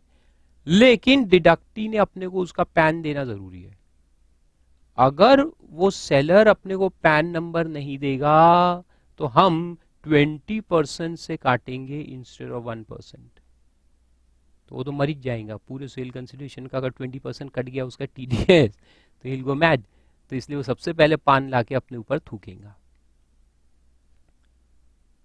तो 26AA अप्लाइज इन सच केस। तो प्रैक्टिकल में ये हो ही नहीं सकता कि वो अपने को पैन नंबर ना दे, सबसे पहले लाके पैन नंबर देगा। अच्छी बात है, फिर आगे बढ़ते हैं। ट्रांसफर ऑफ लैंड और building under development agreement covered by 45(5)(a)। Development agreements जो होते हैं, जहां आप लैंडलॉर्ड बिल्डर के साथ एग्रीमेंट करते हो, उसको राइट्स देते हो to construct building on your land and sell it, तो उसमें भी टीडीएस है। देखो कैसे, अरे रुक जा भाई, फोन क्यों बजता है। Yes, let's see. Person responsible to deduct tax is the person responsible to pay the consideration. जो पे करेगा वो डिडक्ट करेगा। रेसिडेंट पे ही होना चाहिए। नेचर ऑफ पेमेंट वही है, consideration for transfer of immovable property being land और बिल्डिंग और both under registered agreement for development of real estate project. तो बेसिकली आप ओनर थे ऑफ लैंड या बिल्डिंग, पुरानी कोई बिल्डिंग है जिसको आप रिकंस्ट्रक्ट करवाना चाहते हो, तो आपने कॉन्ट्रैक्ट किसके साथ किया, एक बिल्डर के साथ कॉन्ट्रैक्ट किया कि भाई ये मेरा लैंड ले लो, बिल्डिंग ले लो और आप नया बनाओ, न्यू कंस्ट्रक्शन रीडेवलपमेंट करो, और रीडेवलपमेंट करने के बाद मेरे को पैसा दे दो 80 लाख रुपए कैश में, प्लस 2-4 फ्लैट्स दे दो आपकी स्कीम में। ऐसे एडजस्टमेंट होता है उनका। तो इनके बीच में एग्रीमेंट हुआ, रजिस्टर्ड एग्रीमेंट होना जरूरी है, रजिस्टर्ड ही रहता है नॉर्मली। इनके बीच में रजिस्टर्ड एग्रीमेंट हुआ, इसने उसको दिया। तो now who is the pair, the builder is the pair. Builder जब पेमेंट करेगा इस ओनर को तो वो टीडीएस काटेगा, ठीक है। तो टीडीएस किसको काटना है, बिल्डर को काटने का है, when he will make payment to owner. अब कितने अमाउंट पे काटेगा वो देखो, 10% of consideration excluding consideration in kind means only on monetary consideration। लिख दो, ये टीडीएस से मॉनेटरी कंसिडरेशन पे कटेगा, काइंड वाले पे नहीं कटेगा। तो मैंने अगर आपको कहा देखो मेरे को 80 लाख कैश में दो प्लस 4 फ्लैट दे दो, तो तुमने मेरे को 80 लाख भी दिया और 4 फ्लैट्स भी दिए, टीडीएस कितने पे काटोगे, सिर्फ कैश कंसिडरेशन जो है मॉनेटरी कंसिडरेशन 80 लाख, सिर्फ उस पर टीडीएस कटेगा। और अगर मैं पूरा ही कंसिडरेशन काइंड में लूँ, तो मैंने आपको दिया लैंड, मैंने कहा बिल्डिंग बनाओ तुम और 10 फ्लैट मेरे को दे देना, बस ओनली कंसिडरेशन इन काइंड, तो फिर टीडीएस कटेंगे ही नहीं, सिंपल। तो आप अगर मेरे को कैश भी दे रहे प्लस काइंड, तो कैश कंपोनेंट जो है मॉनेटरी कंपोनेंट, उस पे टीडीएस कटेगा। और अगर फुल कंसिडरेशन काइंड में है 10 flats 20 flats only, then no TDS. And full consideration अगर मॉनेटरी टर्म्स में है तो फिर तो सवाल ही नहीं आता, फिर तो पूरा ही टीडीएस कटेगा। लेकिन उसको फिर डेवलपमेंट एग्रीमेंट ही नहीं बोलते ना, वो तो नॉर्मल सेल ऑफ लैंड हो जाएगा, खत्म।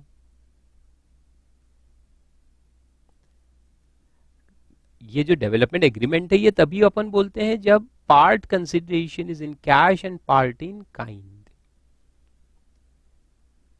फिर नो टीडीएस नॉट एप्लीकेबल है, तो यहां ऐसा कोई एक्सेप्शन है ही नहीं, हर केस में टीडीएस काटना है। Credit of payment whichever is earlier पे काटना है, वो नॉर्मल है। Time of deposit table A 26Q 16A, वो अपन देखेंगे, ABC। पैन नंबर की जरूरत नहीं है, पैन नंबर की जरूरत नहीं है, लेकिन पैन नंबर लो, अगर सामने वाला पैन नंबर नहीं देता, यानी ये जो ओनर है, if this owner doesn't give his pan number two the builder, तो बिल्डर फिर कितना टीडीएस काट लेगा, वो काट लेगा at the rate of 20% instead of 10। यहाँ 1 गलती से लिखा है, इंस्टेड ऑफ 10 की जगह वो काटेगा 20%। तो ये भी याद रखना है।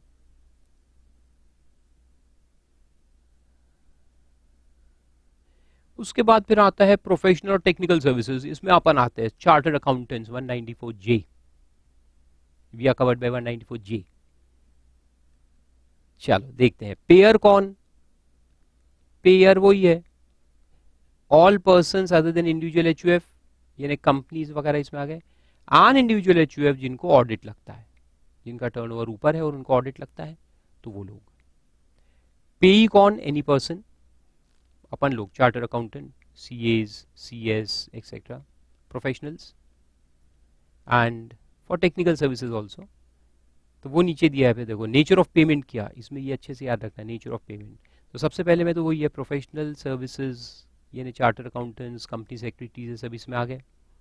इंटीरियर डेकोरेटर्स, ये वही डेफिनेशन है जो उधर पढ़े थे अपन ने 44AA में, बिजनेस हेड में, स्पेसिफाइड प्रोफेशंस बेसिकली, जिसमें आता है legal, medical, engineering, architecture, accountancy, technical consultancy, interior decoration, advertising और other professions as may be notified. दूसरा है फीस फॉर टेक्निकल सर्विसेज, यानी जो टेक्निकल सर्विसेज देते हैं उनको पैसा मिलता है, वो इसमें आ गया, इंजीनियरिंग सर्विसेज वगैरह।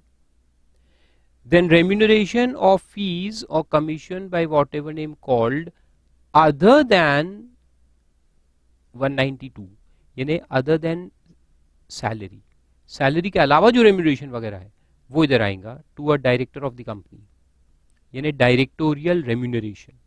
मैनेजिंग डायरेक्टर को दोगे तो 192 में जाएगा बिकॉज दैट इज सैलरी, और जो नॉर्मल डायरेक्टर्स होते हैं, जस्ट डायरेक्टर्स, उनको जो कंपनी से रेम्यूनरेशन मिलता है वो इधर आएगा 194J के अंदर, directorial remuneration. Then royalty, royalty on patents, copyrights, वो इधर आएगा। And any sum referred to under clause 5A of 28, यानी कि नॉन कॉम्पीट फीस।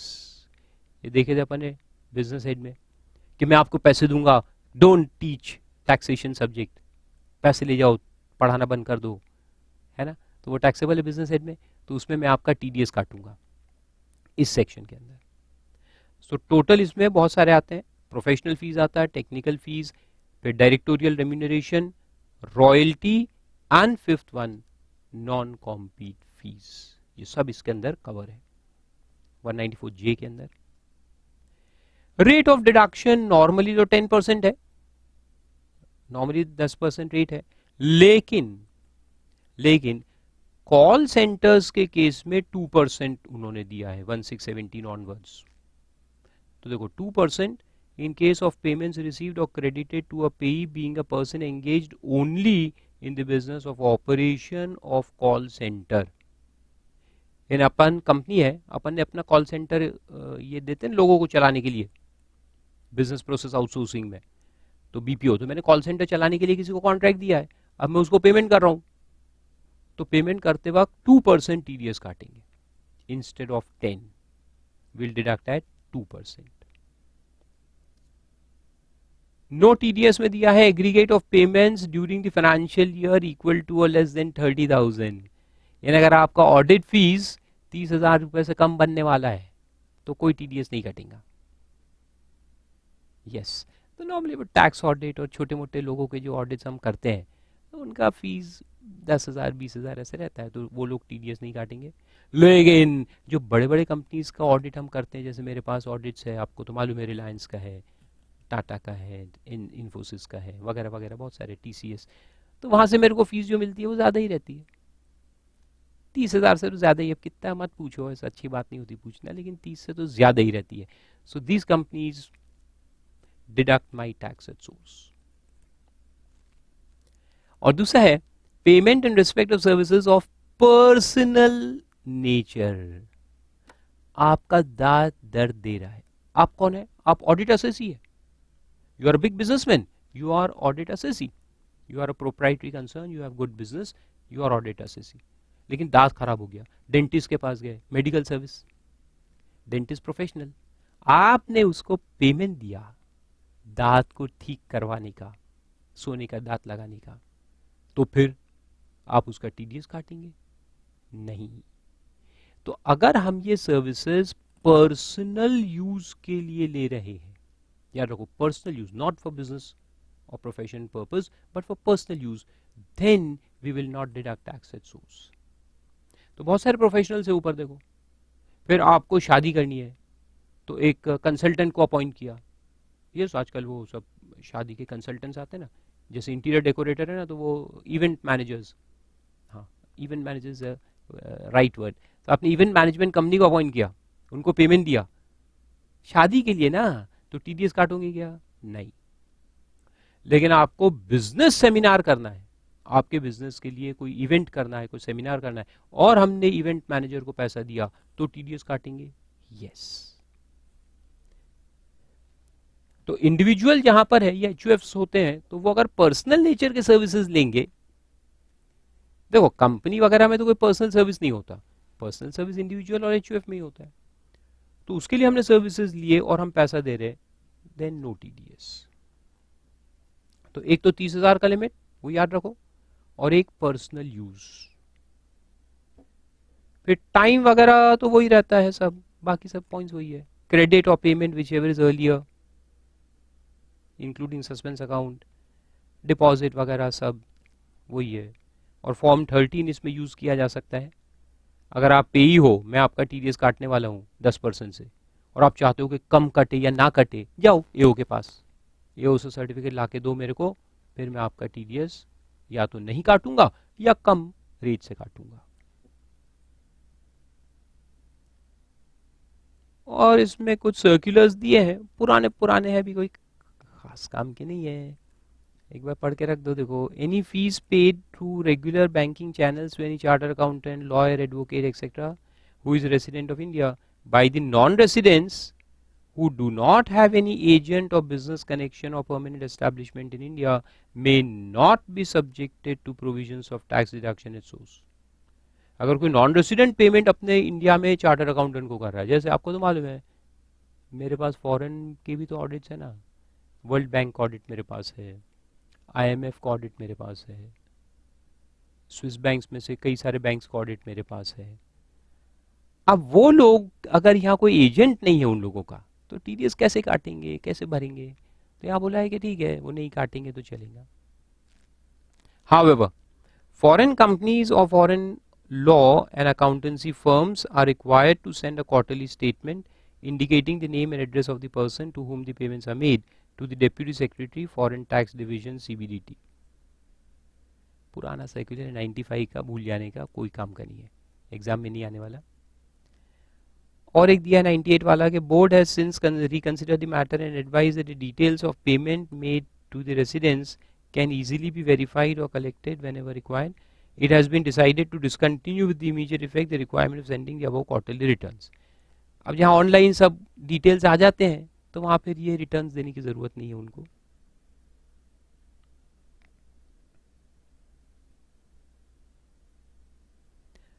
और ये दूसरा वाला जो है वो ज्यादा काम का है। हमने ये मैंने पहले भी बताया था, 194C में हम डिस्कस कर रहे थे कि मैंने अगर एक एडवर्टाइजिंग कंपनी को पैसा दिया फॉर मेकिंग एन एड, तो that goes under 194C, contract में आता है। लेकिन एडवर्टाइजिंग कंपनी मॉडल को हायर करता है, किसी प्रोफेशनल को हायर करता है, उसको पेमेंट देता है फॉर मॉडलिंग या फॉर डिजाइनिंग दी एड या कोई भी ऐसे काम के लिए, तो फिर वो जाएगा 194J के अंदर। तो ऐसा है। और यहाँ पे जो 5% दिया ना, देखो बहुत पुराना सर्कुलर है, पहले इस सेक्शन का रेट 5% हुआ करता था, अब ये 10% है, तो उसको 10 लिख दो। देखो आप कंफ्यूज होंगे कि 5 क्यों लिखा है।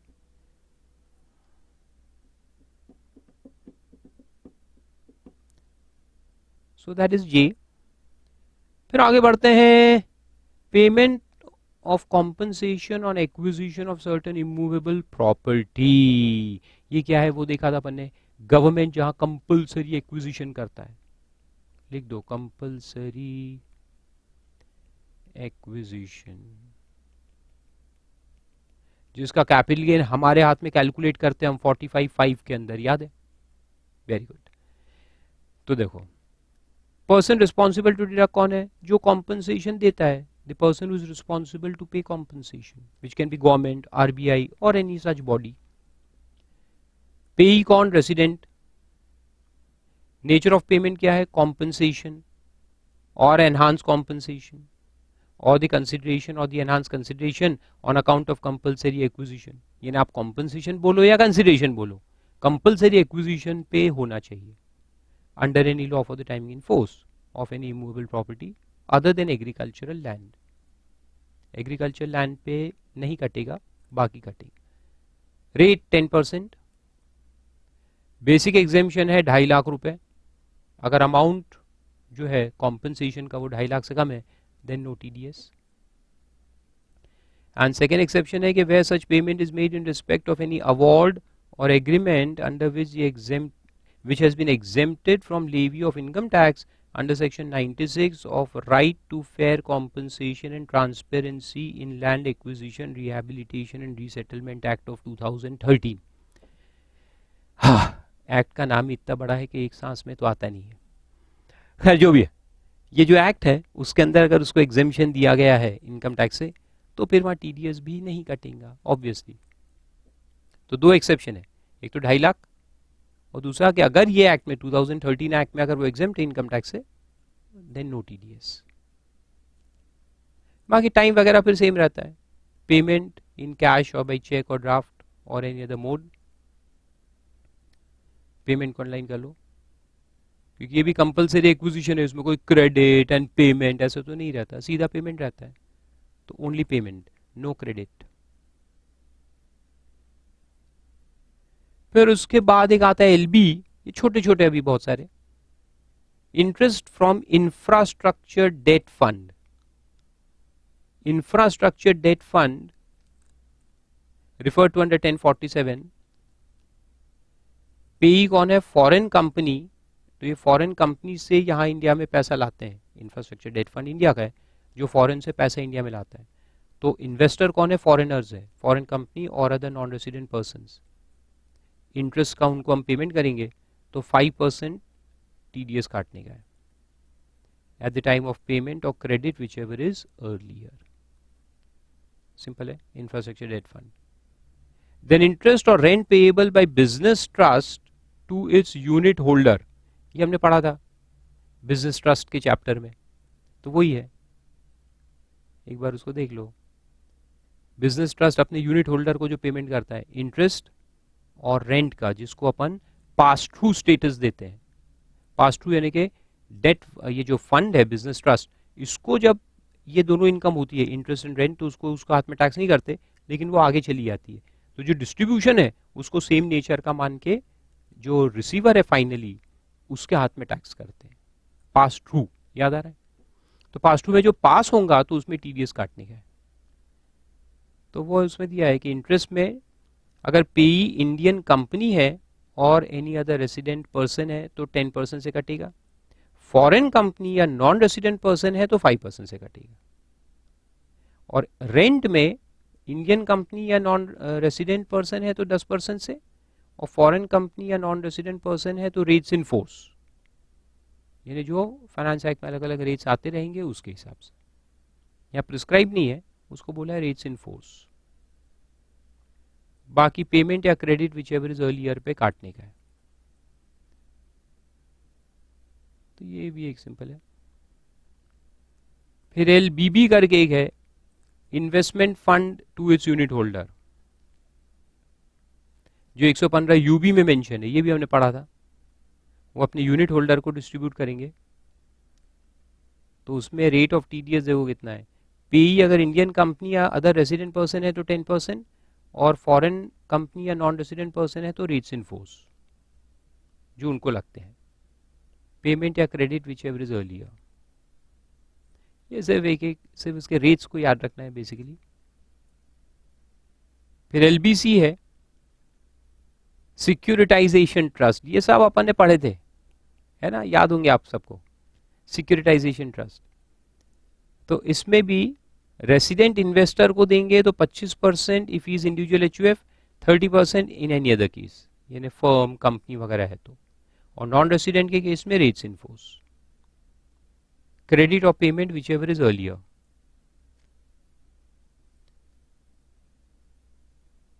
फिर एक है 194 एलसी, इंडियन कंपनी या बिजनेस ट्रस्ट पे करेगा किसको? फॉरेन कंपनी को या नॉन रेसिडेंट पर्सन को. ठीक है, तो they will pay to whom? Foreign company या नॉन रेसिडेंट पर्सन को. तो उसमें देखो नेचर ऑफ पेमेंट में अलग अलग है, यहां से आपको समझ में आएगा कि कौन सा इंटरेस्ट है ये.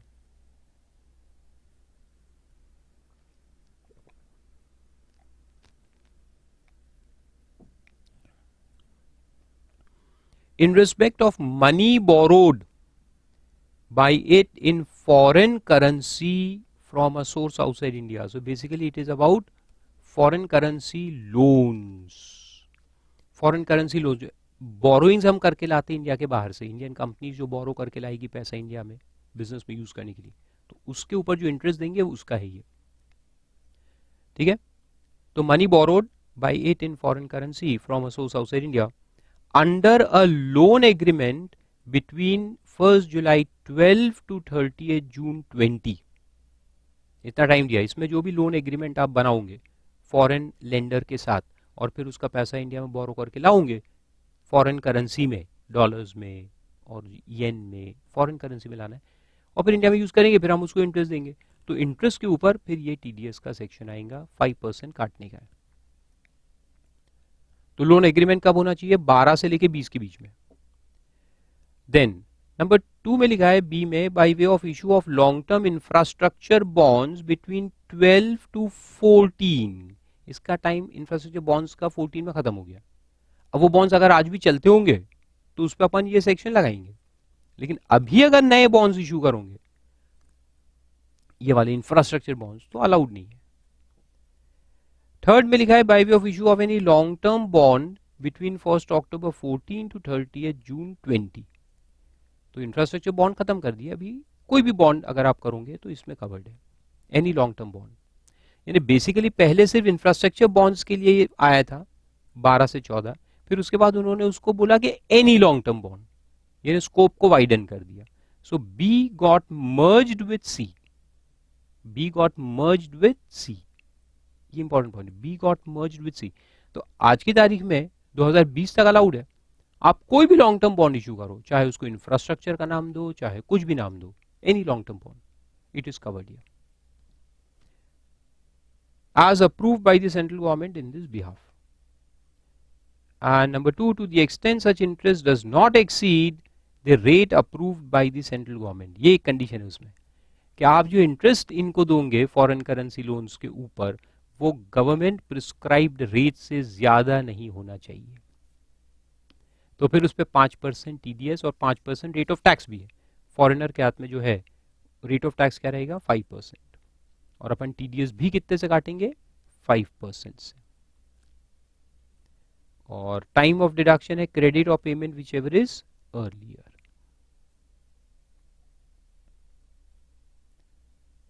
फिर आता है LD, income by way of interest on certain bonds and government securities. तो इसमें पेयर कौन है? इंडियन कंपनी, अगर बॉन्ड इशू किया है तो कंपनीज करते हैं, और government for government securities, G sec, government security. Investor कौन है इसमें? फॉरेन इंस्टीट्यूशनल इन्वेस्टर्स और क्वालिफाइड फॉरेन इन्वेस्टर्स। सिर्फ ये बड़े बड़े लोगों के लिए, फॉरेन इंस्टीट्यूशनल इन्वेस्टर्स जो एफआईआईज होते हैं या QFI, qualified foreign investors. Interest payable on और आफ्टर 1 जून 13 टू 1 जुलाई 20, ये टाइम इसके अंदर है। In respect of investment made by the payee in rupee denominated bonds of Indian company, of and नहीं होना चाहिए, एन इंडियन कंपनी और government security. तो ये रूपी डिनोमिनेटेड बॉन्ड्स जो है उसके लिए basically, provided that the rate of interest shall not exceed the rate notified by the government. TDS 5% से काटना है और उनके हाथ में टैक्सेबिलिटी भी 5% से ही जाती है। एंड टाइम ऑफ पेमेंट और credit whichever is earlier. तो 5% इसमें याद रखो, रूपी denominated bonds and government securities.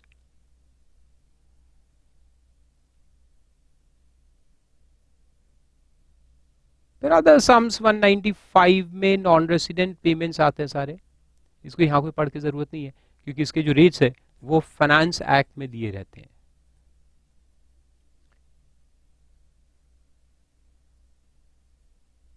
तो इसको कोई पढ़ के मतलब नहीं है।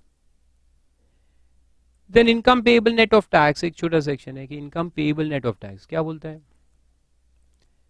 कि अगर अपन एग्रीमेंट बनाएंगे, अंडर एन एग्रीमेंट और arrangement, the tax chargeable on any income referred to in the foregoing provisions of this chapter is to be borne by the person by whom the income is payable. यानी जो pair है अगर उसने undertake किया है कि मैं bear करूंगा tax, he is going to bear the tax, the TDS, तो फिर टीडीएस काटेंगे कैसे? तो बहुत सिंपल, ये पेयर है, ये पेई को 1000 रुपये देने वाला है और टीडीएस का रेट मान लो कि 10% है, और पेयर बोलता है कि जो भी टीडीएस आएगा मैं भरूंगा, I will pay the tax from my end, I will pay tax. लेकिन ये जो टैक्स भरेगा वो भी अपन ऐसा मानते हैं कि वो अमाउंट इसको ही दिया, वो ऑब्लिगेशन तो इसका है ना, obligation of pay paid by the payer is considered as income of the payee. तो अगर 1000 रुपए पे 100 रुपए निकालूंगा और मैं भरूंगा तो तुम्हारी इनकम तो 1100 आएंगी, यानी मेरे को टैक्स 1100 पे भरना चाहिए, लेकिन मैं तो 1000 पे निकाल, फिर 1100 पे निकालूंगा वो टैक्स भरूंगा तो वो भी तुम्हारे हाथ में आएंगे इनकम, तो उस पर भी टीडीएस काटने का है। तो ये तो चक्कर बन जाएगा ना, लूप। इसको सॉल्व कैसे करेंगे? तो इसलिए उसका फॉर्मूला दिया है कि आपको ग्रॉसिंग अप करके करना है, amount paid into rate of TDS. तो निकालेंगे कैसे? देखो, टीडीएस निकलेगा एज अमाउंट पेड, यानी मैं आपको 1000 रुपए दूंगा, into rate of TDS 10 divided by 100 minus rate of TDS यानी 10। तो इससे निकलेगा टीडीएस का अमाउंट, देखो कैसे, 1000 into 10 is equal to 10,000 divided by 90 is equal to 111.11। ये टीडीएस का अमाउंट आएगा। अरे ये फॉर्मूला से हटो, आप सिंपल लॉजिक लगाओ।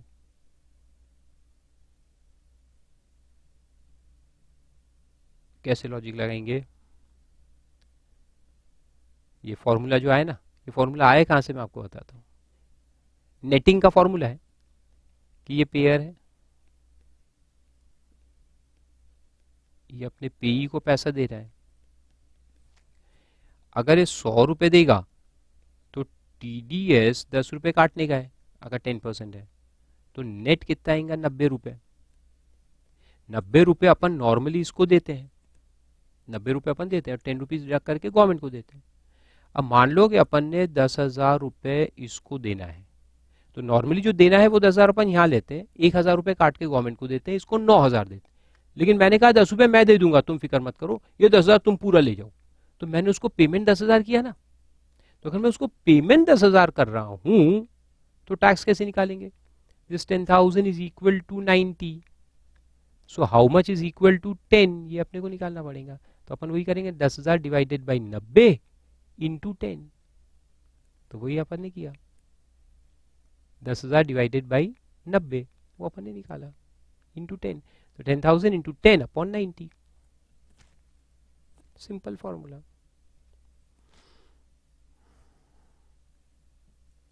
चलो फिर आगे चलते हैं।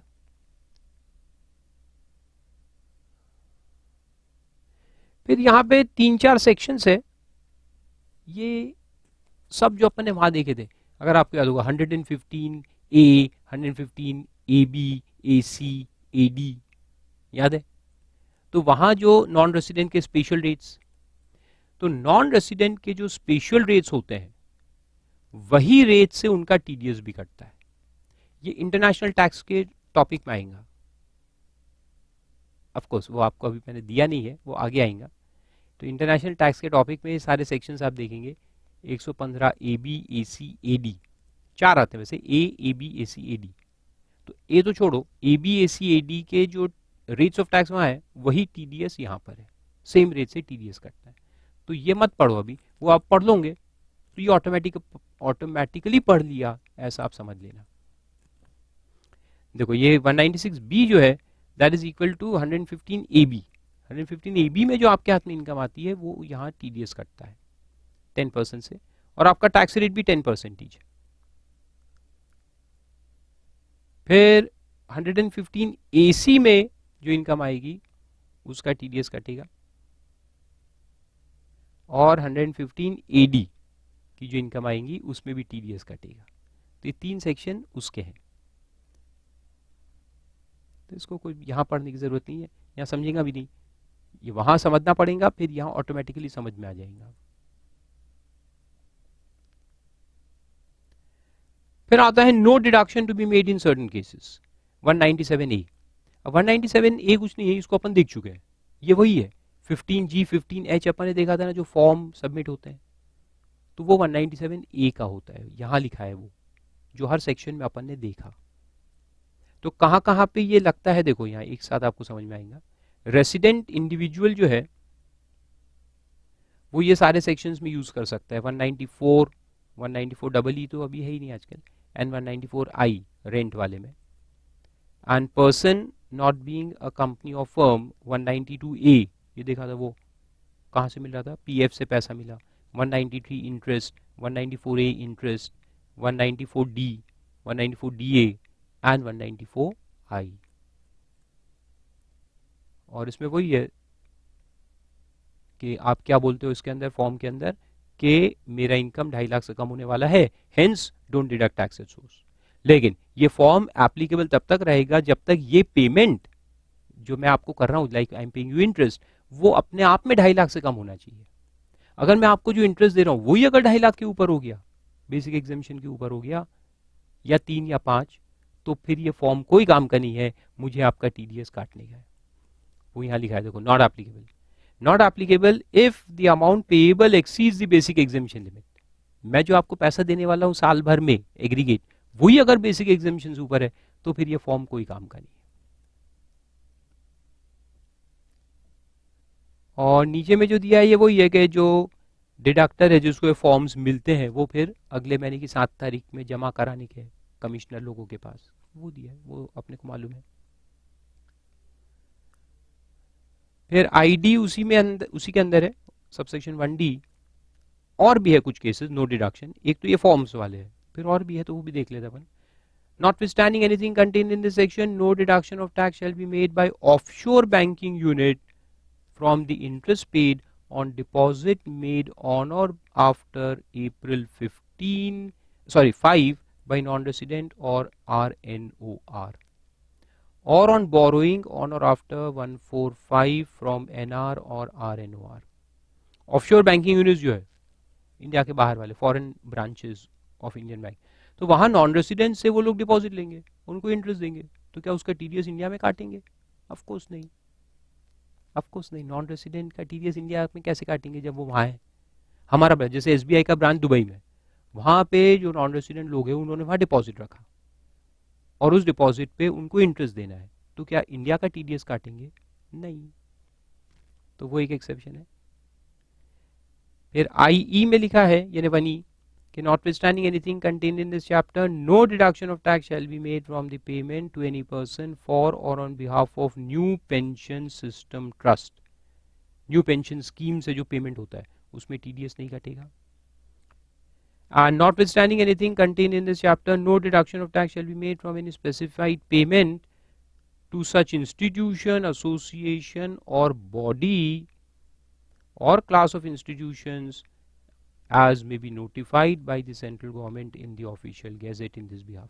तो ये गवर्नमेंट के पास राइट है एग्जेम्पशंस देने के लिए। स्पेसिफाइड इंस्टीट्यूशन बॉडीज को कोई भी तरह का पेमेंट करोगे तो उसमें टीडीएस काटने की जरूरत नहीं पड़ेगी। फिर एक नोटिफिकेशन और दिया है नीचे 47/2016 कि central government has notified that no deduction shall be made on specified payments. तो ये जो नोटिफिकेशन है, देखो, ये वही सबसेक्शन के अंदर है जो राइट गवर्नमेंट के पास है ना, उसी के अंदर ये एक एग्जाम्पल है, ऐसे बहुत सारे नोटिफिकेशंस।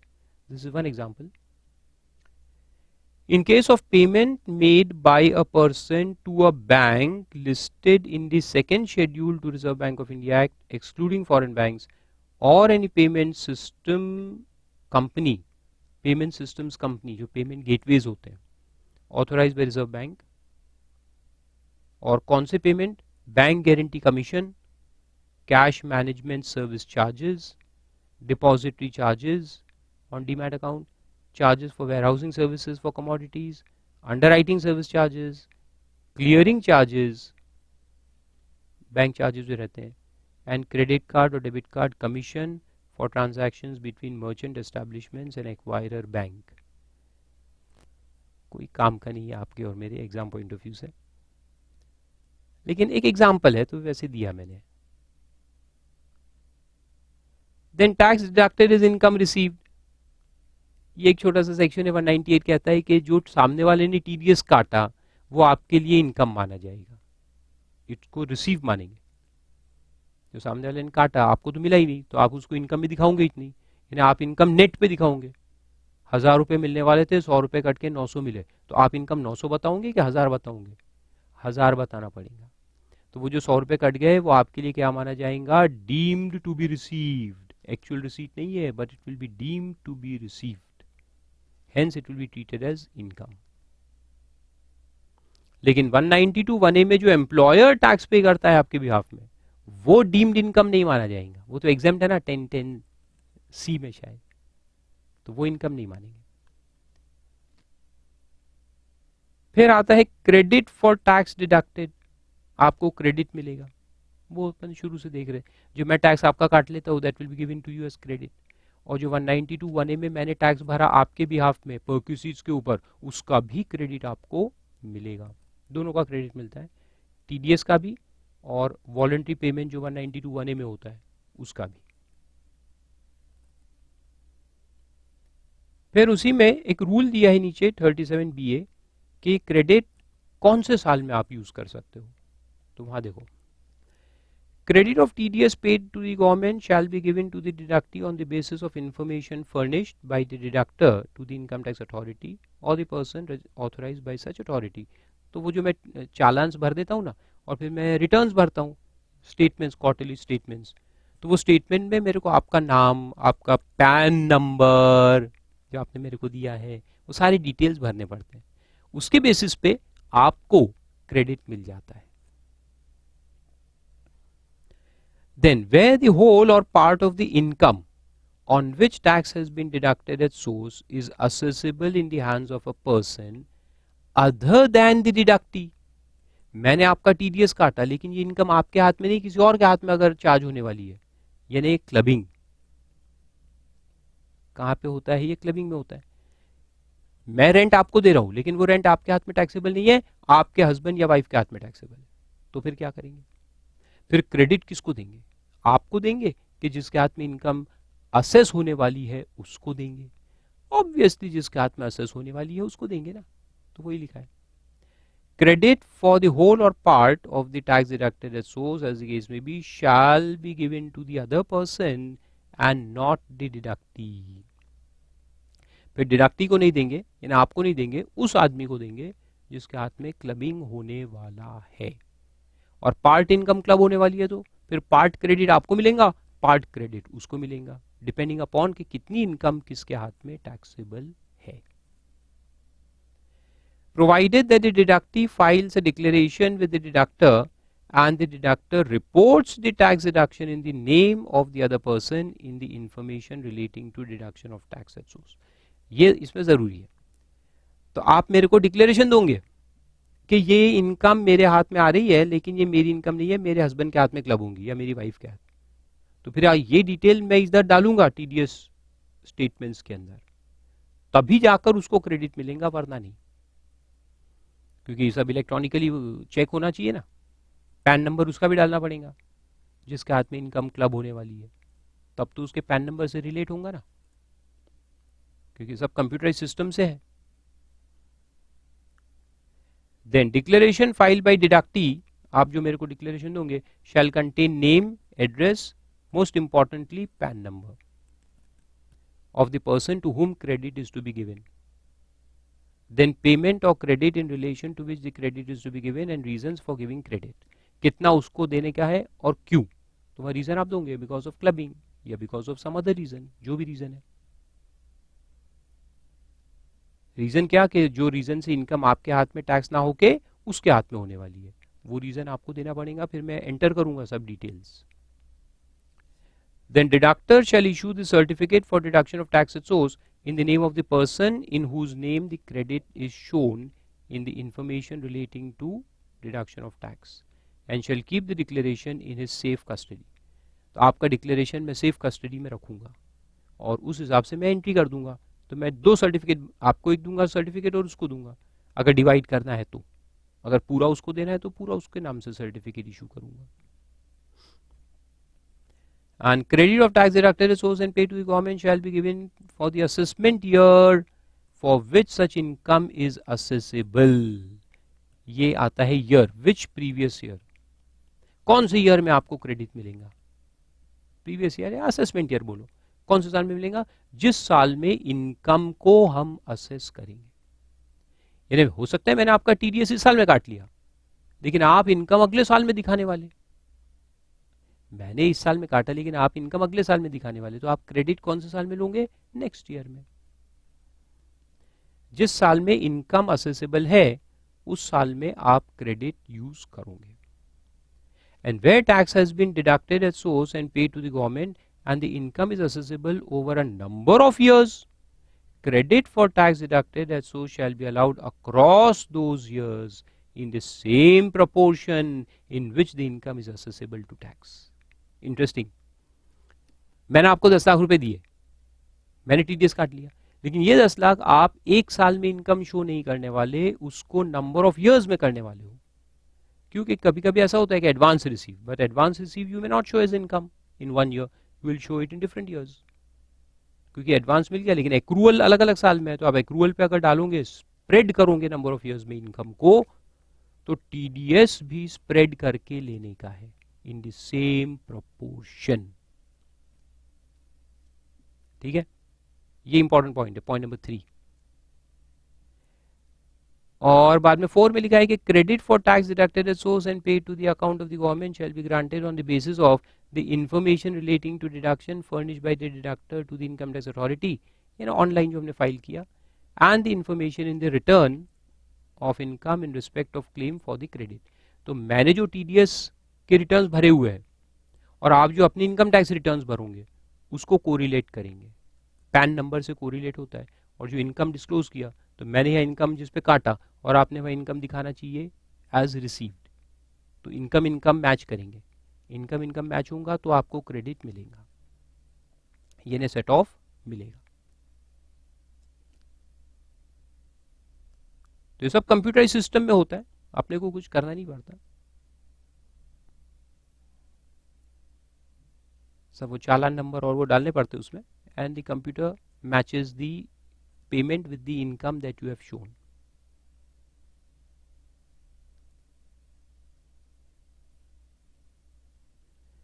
फिर एक छोटा सेक्शन है, section 200, duty of the person deducting tax. अब ये सेक्शन में कुछ नहीं पढ़ने का, ये वही है कि कितने टाइम में भरना है और रिटर्न्स कैसे फाइल करने हैं, क्वार्टरली स्टेटमेंट्स. तो यहाँ से इसको मत पढ़ो, ये सब दिया, एक आध बार कभी पढ़ना हो तो पढ़ो. इसका जो फिर टेबल दिए है देखो, ये सब काम के है. तो सेक्शन कोई काम का नहीं है, उसके अंदर जो रूल है वो काम के है. सेक्शन में लिखा है कि भाई आपको भरना है, अब कैसे भरना है तो यहाँ दिया है देखो.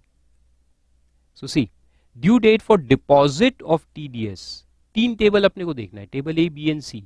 इतनी देर से जितने सेक्शन हम पढ़ रहे हैं सब में देख रहे हैं टेबल ए टेबल ए टेबल ए. तो देखो अब आ गया टेबल ए. तो गवर्नमेंट का केस है tax paid without production of challan तो सेम डे, और चालान से देंगे तो 7 days of the next month. ये गवर्नमेंट से कोई मतलब नहीं रहता है, इसको भूल जाने का. ये काम का है आपके, अपन लोग जो टीडीएस काटेंगे. तो अप्रैल टू फरवरी का TDS 7 days of the next month में भरना पड़ता है, और मार्च का टीडीएस 30 अप्रैल को भरना है. ये अपने को मालूम है, सबको मालूम है. फिर क्वार्टरली स्टेटमेंट्स जो अपने को भरने हैं वो कब कब भरने हैं देखो. फर्स्ट क्वार्टर जून एंडिंग है, अप्रैल में जून, तो उसका 31 जुलाई यानी 1 महीना मिलता है. फिर सेकेंड क्वार्टर सितंबर में एंड होगा तो उसका 31 अक्टूबर. थर्ड क्वार्टर दिसंबर में एंड होगा तो 31 जैन, और मार्च क्वार्टर है तो 31 मई है. 30 अप्रैल नहीं, 31 मई, क्योंकि उसमें पेमेंट का ही तो 30 अप्रैल है ना. 30 अप्रैल तक तो भरेंगे, फिर 1 महीना और रिटर्न फाइल करने को लगेगा, तो यहाँ 2 महीने. तो यहाँ 1 मंथ है, यहाँ 2 मंथ्स, ऐसे याद रखो. और रेक्टिफिकेशन भी अलाउड है उसमें, provided that the person may also deliver to the prescribed authority a correction statement for rectification of mistake or to add, delete or update the information furnished in the statement delivered. Rectification कर सकते हैं अगर उसमें कोई गलती हो गई है तो. फिर टेबल सी में है टीडीएस सर्टिफिकेट इशू करने का टाइम। तो यहां क्या बोलता है, फॉर्म 16, ये जो सैलरी में रहता है फॉर्म 16, वो एनुअल देना है, क्योंकि पूरे साल की सैलरी में आपको पे कर दूंगा, फिर आपका रिटर्न बना के दूंगा आपको by 15th day of June of the next year. ठीक है, ये साल खत्म होगा तो अगले साल के 15 जून तक फॉर्म 16 आपको मिल जाएगा सैलरी के केस में। फिर 16A जो नॉर्मल है बाकी सब सेक्शंस में, वो क्वार्टरली देने का है, within 15 days from the due date of furnishing the statement. तो स्टेटमेंट अभी ऊपर देखा हमने, एक महीना स्टेटमेंट के लिए रहता है, उसके आगे 15 दिन टीडीएस सर्टिफिकेट के लिए रहता है। तो हर क्वार्टर के बाद मैं आपको टीडीएस सर्टिफिकेट दूंगा। अप्रैल में जून क्वार्टर खत्म होगा, 31 जुलाई तक मेरा रिटर्न भरने का टाइम है, रिटर्न भरने के बाद 15 दिन में सर्टिफिकेट दूंगा। फिर 16B हमने देखा था बीच में 194(1)A में, और 16C भी देखा था 194(1)B में। तो ये 15 डेज रहता है, ये हमने वहां भी देखा था। From the due date of furnishing challan cum statement, इसमें चालान कम स्टेटमेंट साथ में जाता है, 26QB एंड 26QC, ये भी देखे थे। तो ये सब डेट्स तो याद रखने के हैं।